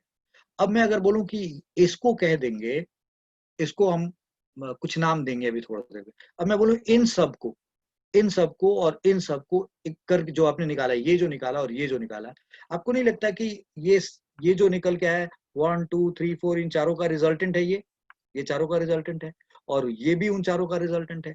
यस, तो ये एक कुछ आया, इसको हमने कहा R X vector, we call it R X vector, और इसको कह दिया आर वाई वेक्टर, और इसको हम लिख देंगे आर एक्स आई कैप और इसको लिख देंगे R Y J cap, something like this. मतलब क्या कहना है, ये क्या मतलब है, why we said like this. अब मैं आपको वो बात भी समझा देना चाहता हूँ, तो थोड़ी देर के लिए थोड़ा सा वेट कर लीजिए और फिर इस बात को पहले देख लेने दीजिए कि अब आपने यहाँ पे ऐसे दिखाया और अब बोला जी हेलो, ये जो ऑरेंज कलर का जो सबको सम करके आपने निकाला है वो कितना निकला है भैया, 10 + 5√3/2 आई कैप। तो मैं एक वेक्टर लेता हूँ और इस पे दिखाता हूँ और कहता हूँ कि ये जो हमारा वेक्टर है वो ये आया, समथिंग लाइक दिस। ये भैया इन सबको सॉल्व कर देने के बाद ये निकल गया है 10 + 5√3/2 आई कैप। ओके, ये आ गया एक। अब ये जो आपने निकाला -5/2j, वो आपने बोला कि ये -5/2j को मैं ऐसे दिखाऊंगा, तो आपने दिखा दिया -5/2j ऐसे आ गए। यानी कि आपने उन दोनों को सॉल्व कर दिया, उन दोनों को सॉल्व कर दिया, यानी कि ये दिखा दिया और ये दिखा दिया। अब मैं पूछ रहा हूँ कि ये वेक्टर और ये वेक्टर, ये दो बन गया जी, क्या इन दोनों का भी रिजल्टेंट निकाला जा सकता है? Can we find the resultant of both? इनका भी और इनका भी रिजल्टेंट निकाल सकते हैं। तो इनका रिजल्टेंट कैसे निकलेगा सर? तो इट्स सो सिंपल, हम लोग सीधा सीधा क्या करेंगे, एक पैरेललोग्राम बना देंगे। तो पैरेललोग्राम बनाएंगे, बोलेंगे देखो इसके जगह पे ये आप ऐसे ले लो, समथिंग लाइक दिस। एक मिनट, कलर चेंज करना ही समझदारी होगा। तो हमने इसके जगह पे ये ले लिया कि भाई ठीक है, we have taken this something like this, ये दिखा दिया। और इसके जगह पे हमने राइट, इसके जगह पे हम ऐसे दिखा देते हैं, we show it like this, something like this. अब ये जो रिजल्ट आएगा हमारे पास, ये जो आएगा साहब, ये कौन है, हु इज दिस फेलो? तो ये साहब है, जरा गौर से देखिए, मैंने आप लोगों को ये बोला कि ये आर एक्स आई कैप है, this is R X I cap है, ये बोला आर वाई जे कैप है, ठीक है जी। ये कितना आया जी, -5/2, 5/2 जे कैप। ये कितना आया जी, this is 10 + 5√3/2 and I cap. ये वेक्टर और ये वेक्टर, इन दोनों को मिलकर के जो ये आया, इसको हम देंगे आर वेक्टर। ये कौन हो गया, resultant vector. So this resultant vector is what, R X I and R Y, R X I and R Y J, R Y J and R X I and R Y J. ये R X आई और R Y जे का ये result है। मतलब क्या हुआ यहाँ पे, एक एक बात को, इंफॉर्मेशन को हम लोग, पहले हमने ये सारी बात सीख ली, फिर मैंने बोला कि देखो अगर आपके पास बोला गया कि ये वेक्टर ए है, ये ग्रीन वेक्टर ए बी, यहाँ छुप गया सी और डी, उन सब का एक्स कंपोनेंट निकालिए और वाई कंपोनेंट निकालिए। मैंने ये बोला और ये बोला निकालने के लिए, आपने निकाल दिया। मैंने बोला इसका कोई सिग्निफिकेंस नहीं है, बट इसका सिग्निफिकेंस है, वो भी मैंने बता दिया। आपने देखा कि इन सबको अगर आप जोड़ देते हो तो एक वेक्टर आ जाता है, और इन सबको भी जोड़ देते हो तो एक वेक्टर आ जाता है। और वो दोनों को जोड़ने के बाद जो ये वेक्टर और ये वेक्टर आया, हम इन दोनों का भी रिजल्टेंट निकाल सकते हैं, और ये हमारा रिजल्टेंट आ गया। इसका मतलब ये हुआ कि अगर हमसे कोई कहे ए vector, B vector, C vector, D vector, उन सबका रिजल्टेंट निकालने के लिए, सबका रिजल्टेंट निकालने के लिए, तो हम क्या करेंगे? तो पहले हम उन सारे वेक्टर्स का एक्स कंपोनेंट निकाल देंगे, एक लाइन पे आ जाएंगे, और वो एक लाइन पे आएंगे तो वो खुद ब खुद अपने आप को, कौन बड़ा है कौन छोटा, उसके हिसाब से वो एक एक्स कंपोनेंट वेक्टर आ जाएगा। और फिर इन सबका वाई कंपोनेंट वेक्टर निकाल लेंगे, वो भी एक सॉल्व होकर के आ जाएगा। और फाइनली क्या हो जाएगा, जो आएगा फाइनली, जो ये आएगा और ये जो आएगा, वो इस रिजल्टेंट वेक्टर का, ये जो रिजल्टेंट वेक्टर, इस रिजल्टेंट वेक्टर का ये क्या है, एक्स कंपोनेंट है, और इस रिजल्टेंट वेक्टर का ये क्या है, वाई कंपोनेंट। तो इसलिए इसका नाम लिखा आर एक्स वेक्टर और इसको लिख दिया आर वाई वेक्टर। और इस तरीके से हम जब ये दोनों निकाल लेंगे तो हमें पता है इसका और इसका रिजल्टेंट ले करके हम अपना रिजल्टेंट वेक्टर लिख सकते हैं। तो कितना सिंपल तरीके से हमारे पास वो इंफॉर्मेशन सारा प्लॉट होगा। सो अब हमने, मैं इसी चीज को अगर रूल के फॉर्म में पढ़ाता तो मुझे बहुत कम टाइम लगता है कि देखो जी ऐसा रूल होता है, इस रूल को फॉलो करो और रिजल्टेंट निकाल लो। मैंने आपको ये भी समझा दिया कि ये रूल क्यों आया, what is the reason of this rule. तो इट्स सो सिंपल ना, कि सारे वेक्टर्स का एक्स और वाई निकाल दोगे तो भैया ठीक है, वो सब एक लाइन पे हो जाएंगे, और एक लाइन वाले जो वेक्टर होते हैं वो खुद ही प्लस माइनस के साथ ऑपरेट हो जाते हैं, ये भी ऑपरेट हो जाएंगे, तो फाइनली एक्स कंपोनेंट आ जाएगा वेक्टर का, और फाइनली इन सब का एक वाई कंपोनेंट आ जाएगा। आप नोटिस करो कि देखो ये इसका ये कंपोनेंट, फिर इसका ये कंपोनेंट, इसका ये कंपोनेंट, ये 3 थे, 1 2 3, ठीक था। इन तीनों का रिजल्टेंट कौन आया जी? 1 आया भाई। दिस प्लस अगर इसको उठा के मैं यहाँ पे रख देता और फिर उसको माइनस कर देता तो बिल्कुल यही लेंथ निकल के आता। I hope you understand. मतलब दिस लेंथ, फिर जहां पे ये खत्म हुआ दूसरा वहां से स्टार्ट करता और फिर वहां से ऐसे पीछे आता, क्योंकि माइनस करना था, तो वही रिजल्टेंट निकल के आता, आरएक्स आता। और फिर उसी तरीके से वो जो 4 थे उनको भी सॉल्व करते तो ये आरवाई आता। तो कुल मिला के बात क्या करनी है? बात सिर्फ ये है कि अगर हमें वेक्टर्स बहुत सारे दे रखे हैं और उनका हमें रिजल्टेंट निकालना है, तो rule is very simple. All the vectors will have 2 components, चाहे दोनों नॉन जीरो हो और हो सकता है दोनों में से कोई एक नॉन जीरो और दूसरा जीरो हो। ये समझ में आया? नॉन जीरो मतलब जब कोई वेक्टर बिल्कुल ऑब्लिकली, जैसे आपने देखा यहाँ पे जो हमने वेक्टर लिया, इन सारे वेक्टर्स के एक्स वाई कंपोनेंट क्या थे? नॉन जीरो थे। बट यहाँ पे जब हम गए तो इनके एक कंपोनेंट जीरो था और दूसरा नॉन जीरो था। तो ऐसा हो सकता है कि जितने भी वेक्टर्स हैं उन सबके एक्स कंपोनेंट और वाई कंपोनेंट निकालेंगे। हो सकता है उसके दोनों कंपोनेंट नॉन जीरो हो और हो सकता है एक कंपोनेंट जो नॉन जीरो हो दूसरा जीरो हो। ठीक है, कोई बात नहीं, फिर सबके एक्स कंपोनेंट तो एक लाइन पे आ जाएगा। तो उन सारे वेक्टर्स का अगर हम वेक्टर सम करेंगे तो वो एक वेक्टर बन जाएगा एक्स एक्सिस पे, और वाई वाले पे भी सॉल्व होकर के एक वेक्टर बन जाएगा। तो फाइनली सारे वेक्टर्स आपस में सॉल्व होकर के, रिजॉल्व होकर के क्या बन गए? 2 वेक्टर में कन्वर्ट हो गए, एक एक्स के लॉन्ग और एक वाई के लॉन्ग। और वो 2 वेक्टर जो हैं वो एक दूसरे से 90 डिग्री पे हैं, उनका रिजल्टेंट तो हम निकाल ही सकते हैं, जो हमने पीछे सीखा है पिछले लेक्चर में। तो हमने उनको सॉल्व कर दिया। इस तरीके से हमारे पास एक रूल आ गया। अब इसको एनालिटिकल मेथड और मेथड ऑफ रेजोल्यूशन क्यों कहा जाता है? भाई वेक्टर को एनालाइज किया कि एक वेक्टर 2 वेक्टर से बना हुआ, ऐसा मान सकते हैं, तो हमने इसको एनालाइज किया। या मेथड ऑफ रेजोल्यूशन क्यों कहते हैं? भाई जो वेक्टर था उसको पहले कंपोनेंट में लेके आया, मतलब लग रहा था कि ऐसे ऐसे हैं, वो तो बड़ा अजीब तरीके से लग रहा, तो पहले उसको सिंपल तरीके से सोचा कि अच्छा इसको कंपोनेंट ले लो, इसको कंपोनेंट ले लो, फिर ऐसे ले लो, फिर ऐसे ले लो। पहले उनके छोटे छोटे जो जो कंपोनेंट्स थे उनको निकाला, यानी कि रिजॉल्व किया। वेक्टर के जो एक्स और वाई कंपोनेंट या जेड कंपोनेंट निकालते हैं उसको रिजॉल्व करना कहते हैं। यानी कि एक वेक्टर कितने कंपोनेंट्स के बना है, उन कंपोनेंट्स को अलग अलग कर देना, मतलब उसको रिजॉल्व करना होता है। तो हम मेथड ऑफ रिजोल्यूशन, पहले उसको रिजॉल्व किया और रिजॉल्व करके फिर सारे एक्स वाले को एक साथ और वाई वाले को एक साथ सम करके और फाइनली 2 वेक्टर बन गया। और फिर उन 2 वेक्टर का रिजल्टेंट का फॉर्मूला तो हमने पढ़ा हुआ है। इस तरीके से हमने क्या कर दिया? वेक्टर्स का रिजल्टेंट हमने निकाल दिया। तो अब मैं जितना आपको पढ़ा रखा हूं, इसके दम पे मैं अब आपके सामने रूल को सामने प्लेस कर सकता हूं, यानी कि rules. Now we are going to talk about rules. Rules to find resultant, rules to find resultant resultant of many vectors। अब ये many vectors लिखना जरूरी भी नहीं है, रिजल्टेंट ऑफ वेक्टर्स भी लिख सकते हैं, कोई जरूरी नहीं है many vectors, राइट। तो ये एनालिटिकल मेथड है, राइट। और इसमें कोई लिमिटेशन है, आप हर तरीके से सॉल्व कर सकते हैं। तो जरा देखिए, तो इसको लिखा जाएगा कि क्या,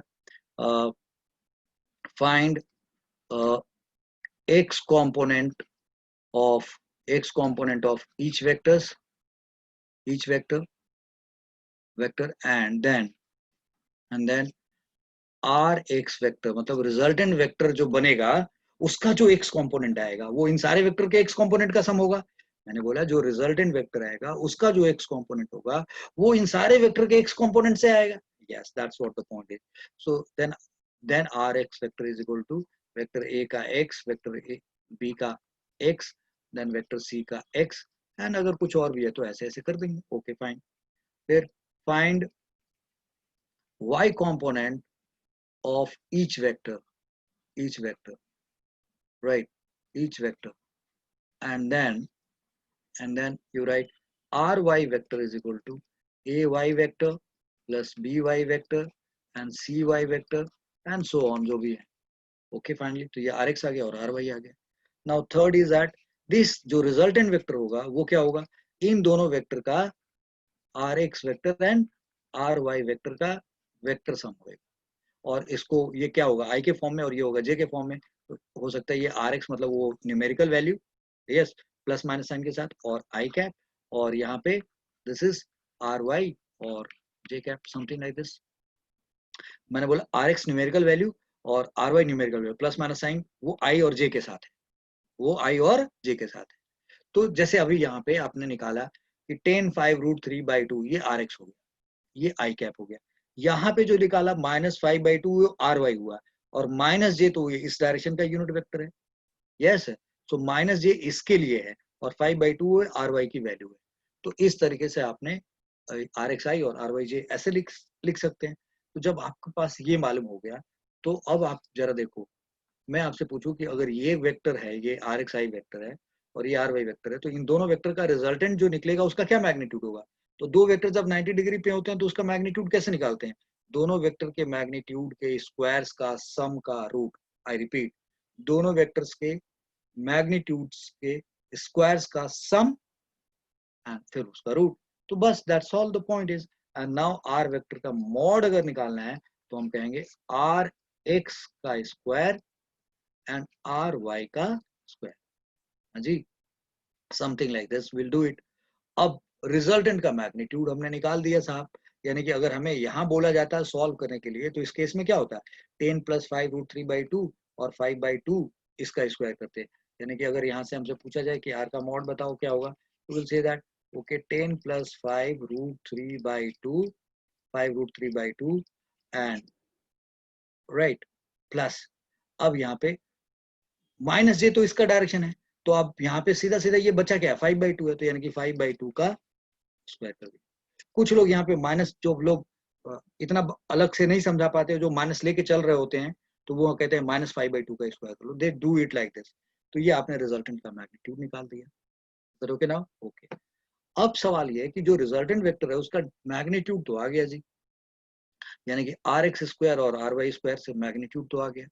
अब उस वेक्टर का आपको डायरेक्शन भी चाहिए, you need to find the direction of that vector. तो अब क्या करें? तो हमने, नोटिस करो यहाँ पे वेक्टर हो या यहाँ से वेक्टर हो, उसका एंगल एक्स एक्सिस से दे सकते हैं, इधर हो या इधर हो उसका भी एंगल एक्स एक्सिस से दिखा सकते हैं, यस। तो एक्स एक्सिस से हम लोग जो रिजल्टेंट वेक्टर है ना उसका एंगल निकालने की कोशिश करेंगे। जरा और इस बात को ऐसा समझो कि जो आर एक्स होगा, लुक एट दिस हियर, मान लिया जाए कि आर एक्स पॉजिटिव है, यहाँ पे आर एक्स पॉजिटिव आएगा।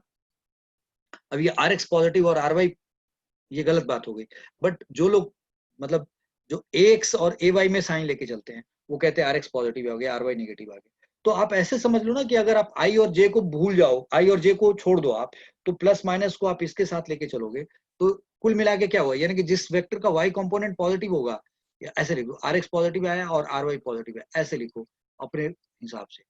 यहाँ क्या देखोगे जी, आर एक्स वेक्टर कैसा होगा, निगेटिव होगा, निगेटिव होगा। आर वाई कैसा होगा, आर वाई कैसा होगा, पॉजिटिव होगा। आर वाई वेक्टर यहाँ देखोगे तो आर एक्स वेक्टर भी निगेटिव और आर वाई वेक्टर भी क्या होगा, निगेटिव के फॉर्म में होगा, राइट। और यहाँ देखो तो आर एक्स क्या होगा, पॉजिटिव होगा, पॉजिटिव होगा, और आर वाई क्या होगा, निगेटिव होगा, राइट। सो कुल मिला के बात ये है कि जो भी वेक्टर आएगा वो इसी क्वाड्रेंट में होगा, तो ऑलवेज हम उसका एंगल किससे लेंगे, एक्स एक्सिस से लेंगे।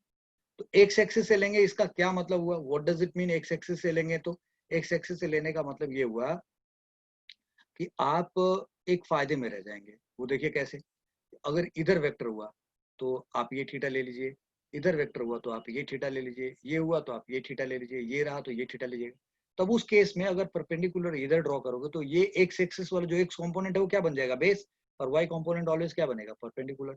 इसमें भी एक्स कंपोनेंट बेस और वाई कंपोनेंट परपेंडिकुलर बनेगा। तो इसलिए हम लोग इसको क्या कहते हैं कि ऑलवेज ऐसे see, let let alpha is the angle made by r vector, right, with x axis, with x axis। अब वो x axis प्लस या माइनस दोनों में से कोई भी हो सकता है। इधर हुआ तो फर्स्ट एंड फोर्थ में तो पॉजिटिव से, और सेकेंड एंड थर्ड में हो तो नेगेटिव से हुआ। तो टेन अल्फा की वैल्यू अगर निकालनी हो तो क्या करेंगे हम? तो भाई अगर टेन अल्फा निकालोगे तो ऑलवेज क्या होगा, परपेंडिकुलर अपॉन बेस। तो बेस में कौन आएगा, आर एक्स, और परपेंडिकुलर में कौन होगा, आर वाई।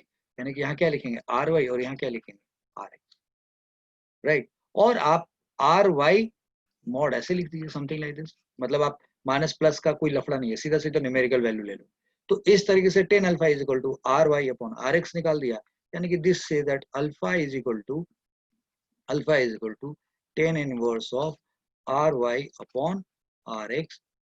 जो लोग R Y R X plus minus का साइन लिखते हैं वो मॉड लिखेंगे, जो नहीं लिखते हैं वो सीधा आर वाई और आर एक्स कर देंगे। So alpha is equal to tan inverse of this, ये रिजल्ट आ जाएगा। तो इस तरीके से हम लोग ये अल्फा निकाल सकते हैं। यानी कि अगर यहाँ हमसे बोला टेन अल्फा निकालने के लिए तो क्या होगा, R Y is what 5/2 and this is what 10 plus 5√3/2। ये सॉल्व करेंगे जी, तो ये क्या आएगा जी, ऊपर 5 नीचे क्या हो गया 20 प्लस 5√3, 20 प्लस 5√3, ये 10 अल्फा है। और हमें ऑलरेडी पता है कि ये फोर्थ क्वाड्रेंट में है। कैसे, क्योंकि आर एक्स पॉजिटिव आया है और आर वाई निगेटिव आया है, ये फोर्थ क्वाड्रेंट है। तो अल्फा इज इक्वल टू, अब लिख देंगे 10 इनवर्स ऑफ 5/20 प्लस 5√3। इसको और भी सॉल्व कर सकते थे, 5 कॉमन करके काट देते तब भी निकल सकता था।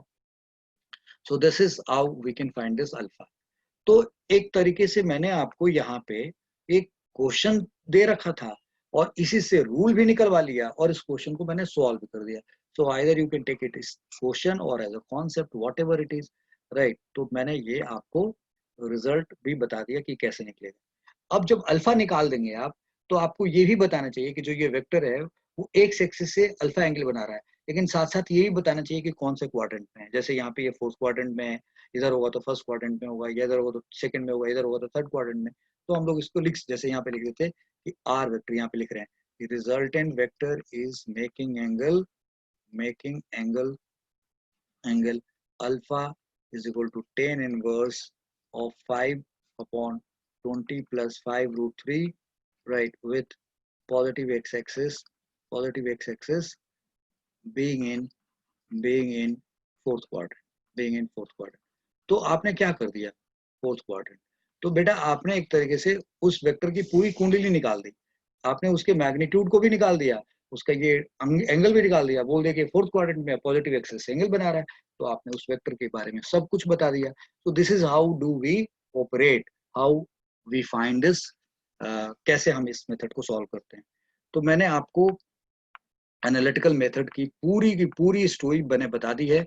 अब मैं एक फाइनल क्वेश्चन आप सब लोगों को दे रहा हूं मैं, और उसको करने के बाद हम लोग एक छोटा सा क्वेश्चन लॉजिकली रखेंगे, यानी कि टोटल 2 क्वेश्चंस, और उसके साथ हम लेक्चर खत्म करेंगे। तो आप बच्चे बने रहिए और देखते रहिए इस लेक्चर को, थोड़ा सा और देर की बात है। तो मैंने यहाँ पे ये राइट, अब हमने बोला कि भैया अब आप ये 4 वेक्टर है, हम 5-6 भी ले सकते हैं, 10-12 भी ले सकते हैं, कितने भी ले सकते हैं, वो कोई दिक्कत नहीं है। तो अब हम लोग यहाँ कहते हैं कि ये एक क्वेश्चन है, इस क्वेश्चन को हमें सॉल्व करना है। ये बोला वेक्टर ए है, ये बी है, ये सी है और ये डी है। और मैंने बोला ए का मॉड 7 यूनिट है, कुछ भी रख दिया अपनी मर्जी से कर रहे हैं।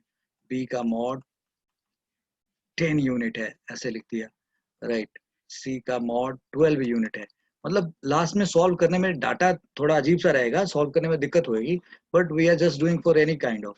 और ये 7 लिख दिया, ये लग रहा है 10, इसको 12 ले लिया, तो इसकी इसकी वैल्यू को चलो वी राइट 8 यूनिट, ऐसे मान।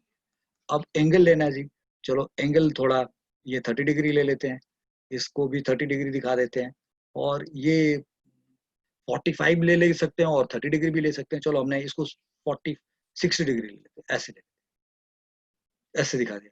तो हमसे बोला find resultant of this all vector, तो हम लोग क्या करेंगे, सीधा सीधा R X vector, straight forward. हमसे बोला कि फाइंड, ये दे रखा है, बोला find vector A plus vector B plus vector C plus vector D, ये बोला निकालने। तो हम आर एक्स वेक्टर लिखने जा रहे हैं। ये वेक्टर ए है जी, कितना 7 यूनिट का, एक्स कॉम्पोनेंट क्या होगा 0, कोई बात नहीं, तो ये खत्म। वेक्टर बी कितने यूनिट का 10, इसका एक्स कॉम्पोनेंट इधर आएगा 10 cos 30, 10 cos 30 मतलब 5√3 आई कैप, हो गया जी। ए का 0 और थोड़ा आदर दिखाना तो यहाँ 0 लगा दिया, 0 हो गया, और ये 5√3 आई। सी की बात करें, 12 यूनिट है, एंगल 30 डिग्री इसके साथ दे रखा है, यानी कि इधर कॉस होगा और इधर साइन होगा, यानी कि 12 sin 30 आएगा। तो 12 sin 30 दैट इज 6, और वो भी क्या आएगा इधर की तरफ है तो प्लस, तो 6 आई हो गया।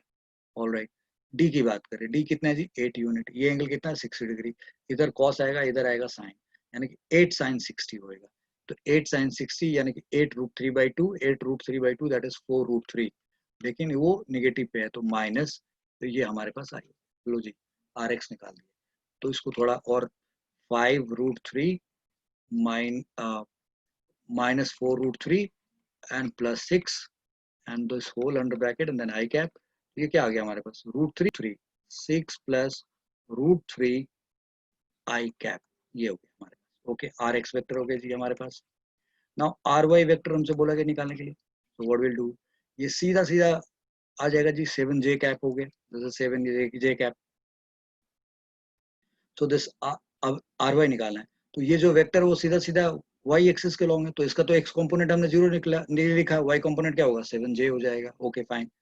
अब बी की बात करें तो बी कितना है 10, तो इधर आया कॉस, इधर क्या है 10 sin 30 आएगा, 10 sin 30 दैट इज 5 और पॉजिटिव पे है तो ये 5j आ गया।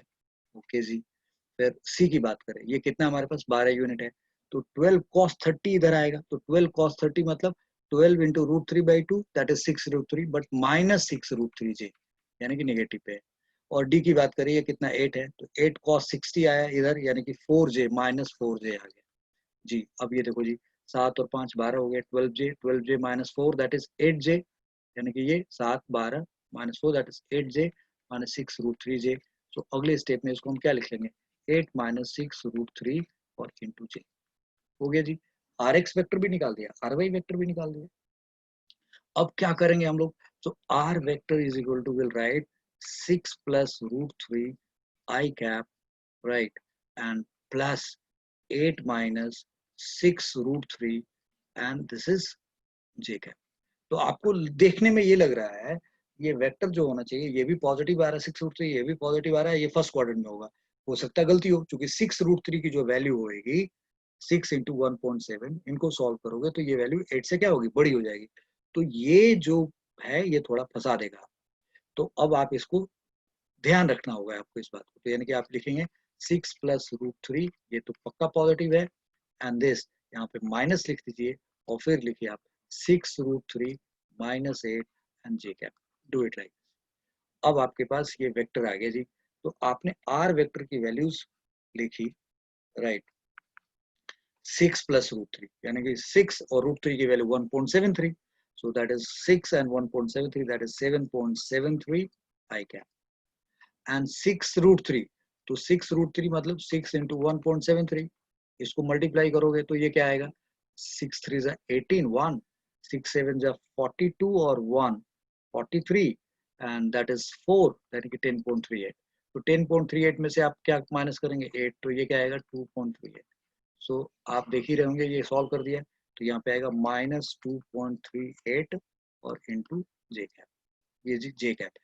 अब आर वेक्टर आपने निकाल दिया, अब बोले अब आर का मॉड बताइए जी, क्या करेंगे सीधा 7.73 का स्क्वायर और फिर 2.38 का स्क्वायर। अब यहाँ मैंने माइनस नहीं देखा, ये तो पता है कि ये माइनस जे कैप की बात कर रहे हैं, यहाँ पे ऐसे लिख दिया, इसको सॉल्व करेंगे आर निकल जाएगा। और बोला 10 अल्फा बताओ, तो क्या करेंगे, अब देखो जी ये कैसा है पॉजिटिव आया, ये कैसा है निगेटिव आया, तो ये चांस की बात है कि मैंने डाटा ऐसा लिया कि ये भी फोर्थ क्वाड्रेंट में आ गया, ठीक है, तो कोई बात नहीं। So now 10 alpha is equal क्या करोगे आप R Y upon R X लिखोगे। सो आर वाई बोले तो क्या यानी कि 2.38 माइनस में मत लिख देना दिस, और यहाँ क्या लिखोगे 7.7, लो जी न्यूमेरिकल वैल्यू लिखनी। अब यहाँ से आप सॉल्व कर देंगे तो अल्फा इज इक्वल टू कुछ ना कुछ आ ही जाएगा, तो this alpha will come out what 10 inverse of, देख रहे हैं 2.38 अपॉन 7.73 है, तो ये वैल्यू हाफ से यानी कि ये 1/3 के करीब करीब है, अप्रोक्सीमेटली समवेयर लाइक 1/3, 6 और यस 1/3 यानी कि ये 3 से थोड़ा फिगर बड़ा होगा, so let's suppose 1/3.2 something like this. अब अगर हमें रिजल्टेंट दिखाना है तो हमें पता है कि वो इतने मैग्नीट्यूड का होगा, तो हम कहेंगे कि जो हमारा रिजल्टेंट है वो इधर कहीं होगा और ये उसका अल्फा होगा और ये हमारा आर वेक्टर हो गया खत्म। This is how we have done it. अब जब बच्चे ये मेथड सीख जाते हैं, when kids understand this method, तो उनको लगता है कि अब तो हम सारे क्वेश्चंस कर सकते हैं इस मेथड से। Answer is yes, you can do it all the questions right. अब अगर कोई कहे कि माइनस करना हो sir vector A plus B minus C करना हो तब क्या करेंगे, अरे बाबा जो सी वेक्टर है उसका डायरेक्शन उल्टा कर देना और फिर उसको माइनस सी वेक्टर मान करके फिर वैसे निकाल देना, समथिंग लाइक दिस। यानी कि ए जैसे कहा गया A plus B plus C plus D निकालो। अब अगर कहा जाए माइनस सी, तो ये सी इधर नहीं होकर के सी क्या हो जाता है, इधर ले लेते हैं।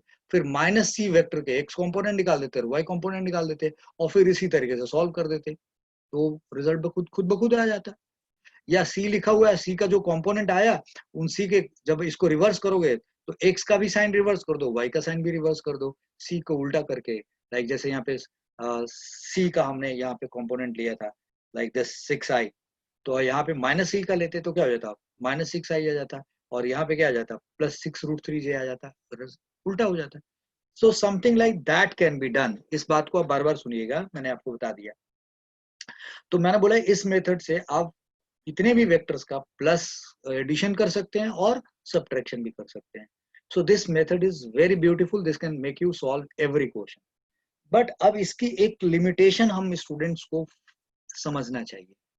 तो अब मैं एक क्वेश्चन आपको दिखा रहा हूं जहां पे आप थोड़ा फंसे हुए महसूस करेंगे। Look at this here. मैंने यहाँ पे आपके लिए सपोज कर लो, मैंने ये रखा 10 यूनिट का एक वेक्टर है, नाम दिया वेक्टर ए, ये वेक्टर बी है, ये 10√3 का है, ये वेक्टर सी है, ये बोला 7 यूनिट का। और this angle I have taken as,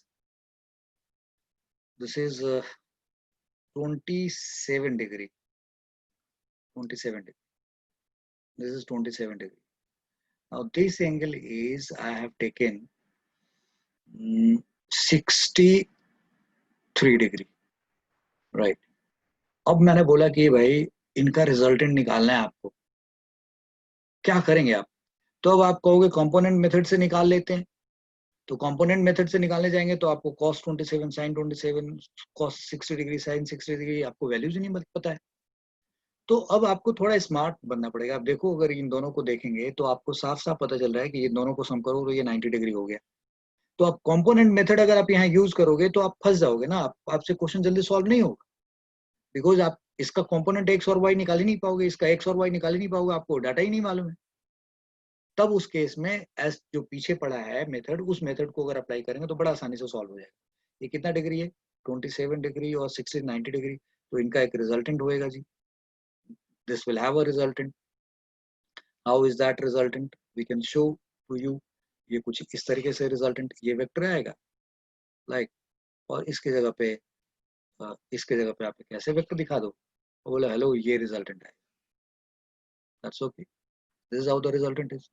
अब आपको पता है कि ये रिजल्टेंट आपने निकाल लिया। अब आप देखिए क्या करेंगे यहाँ पे, तो ये कितना होगा, ये 10 है, ये 10√3 है, तो रिजल्टेंट कितना आएगा, इसकी बात कर रहे हैं, यानी कि ये है a प्लस बी।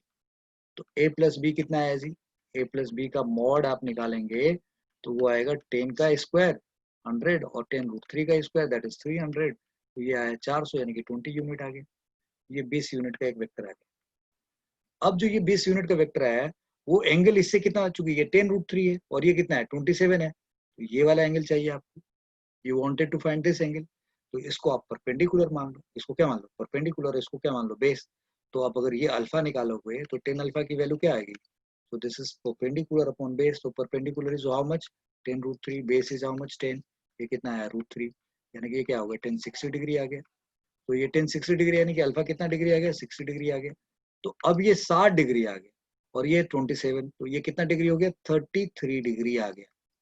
अब आपको पता है कि ये 33 degree, so you know now this is vector है 90 और 33, यानी कि 90 में से 33 माइनस करोगे तो ये वाला एंगल निकाल सकते हो आप।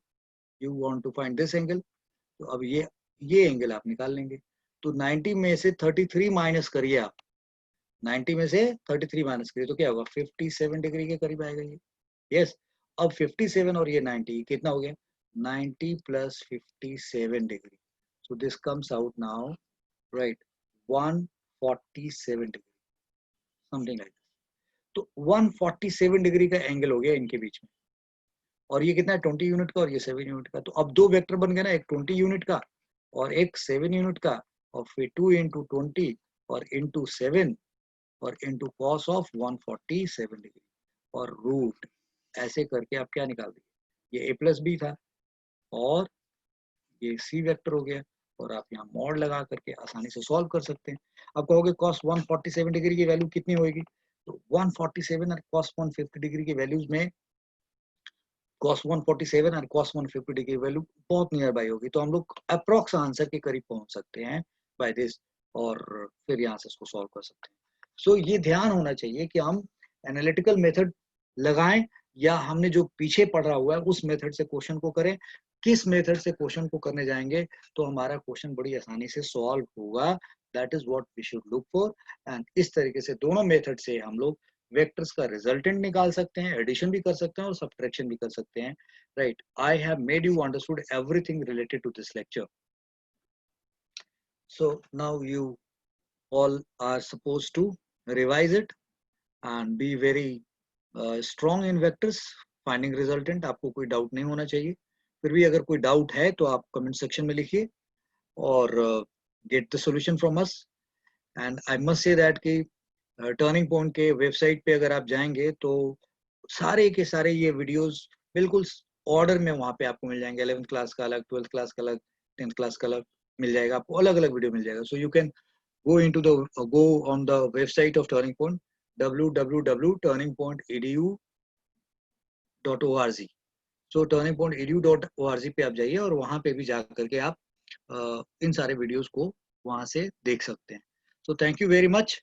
Keep sharing, keep liking, and keep promoting among your friends. God bless you for watching this video for such long time. Thank you.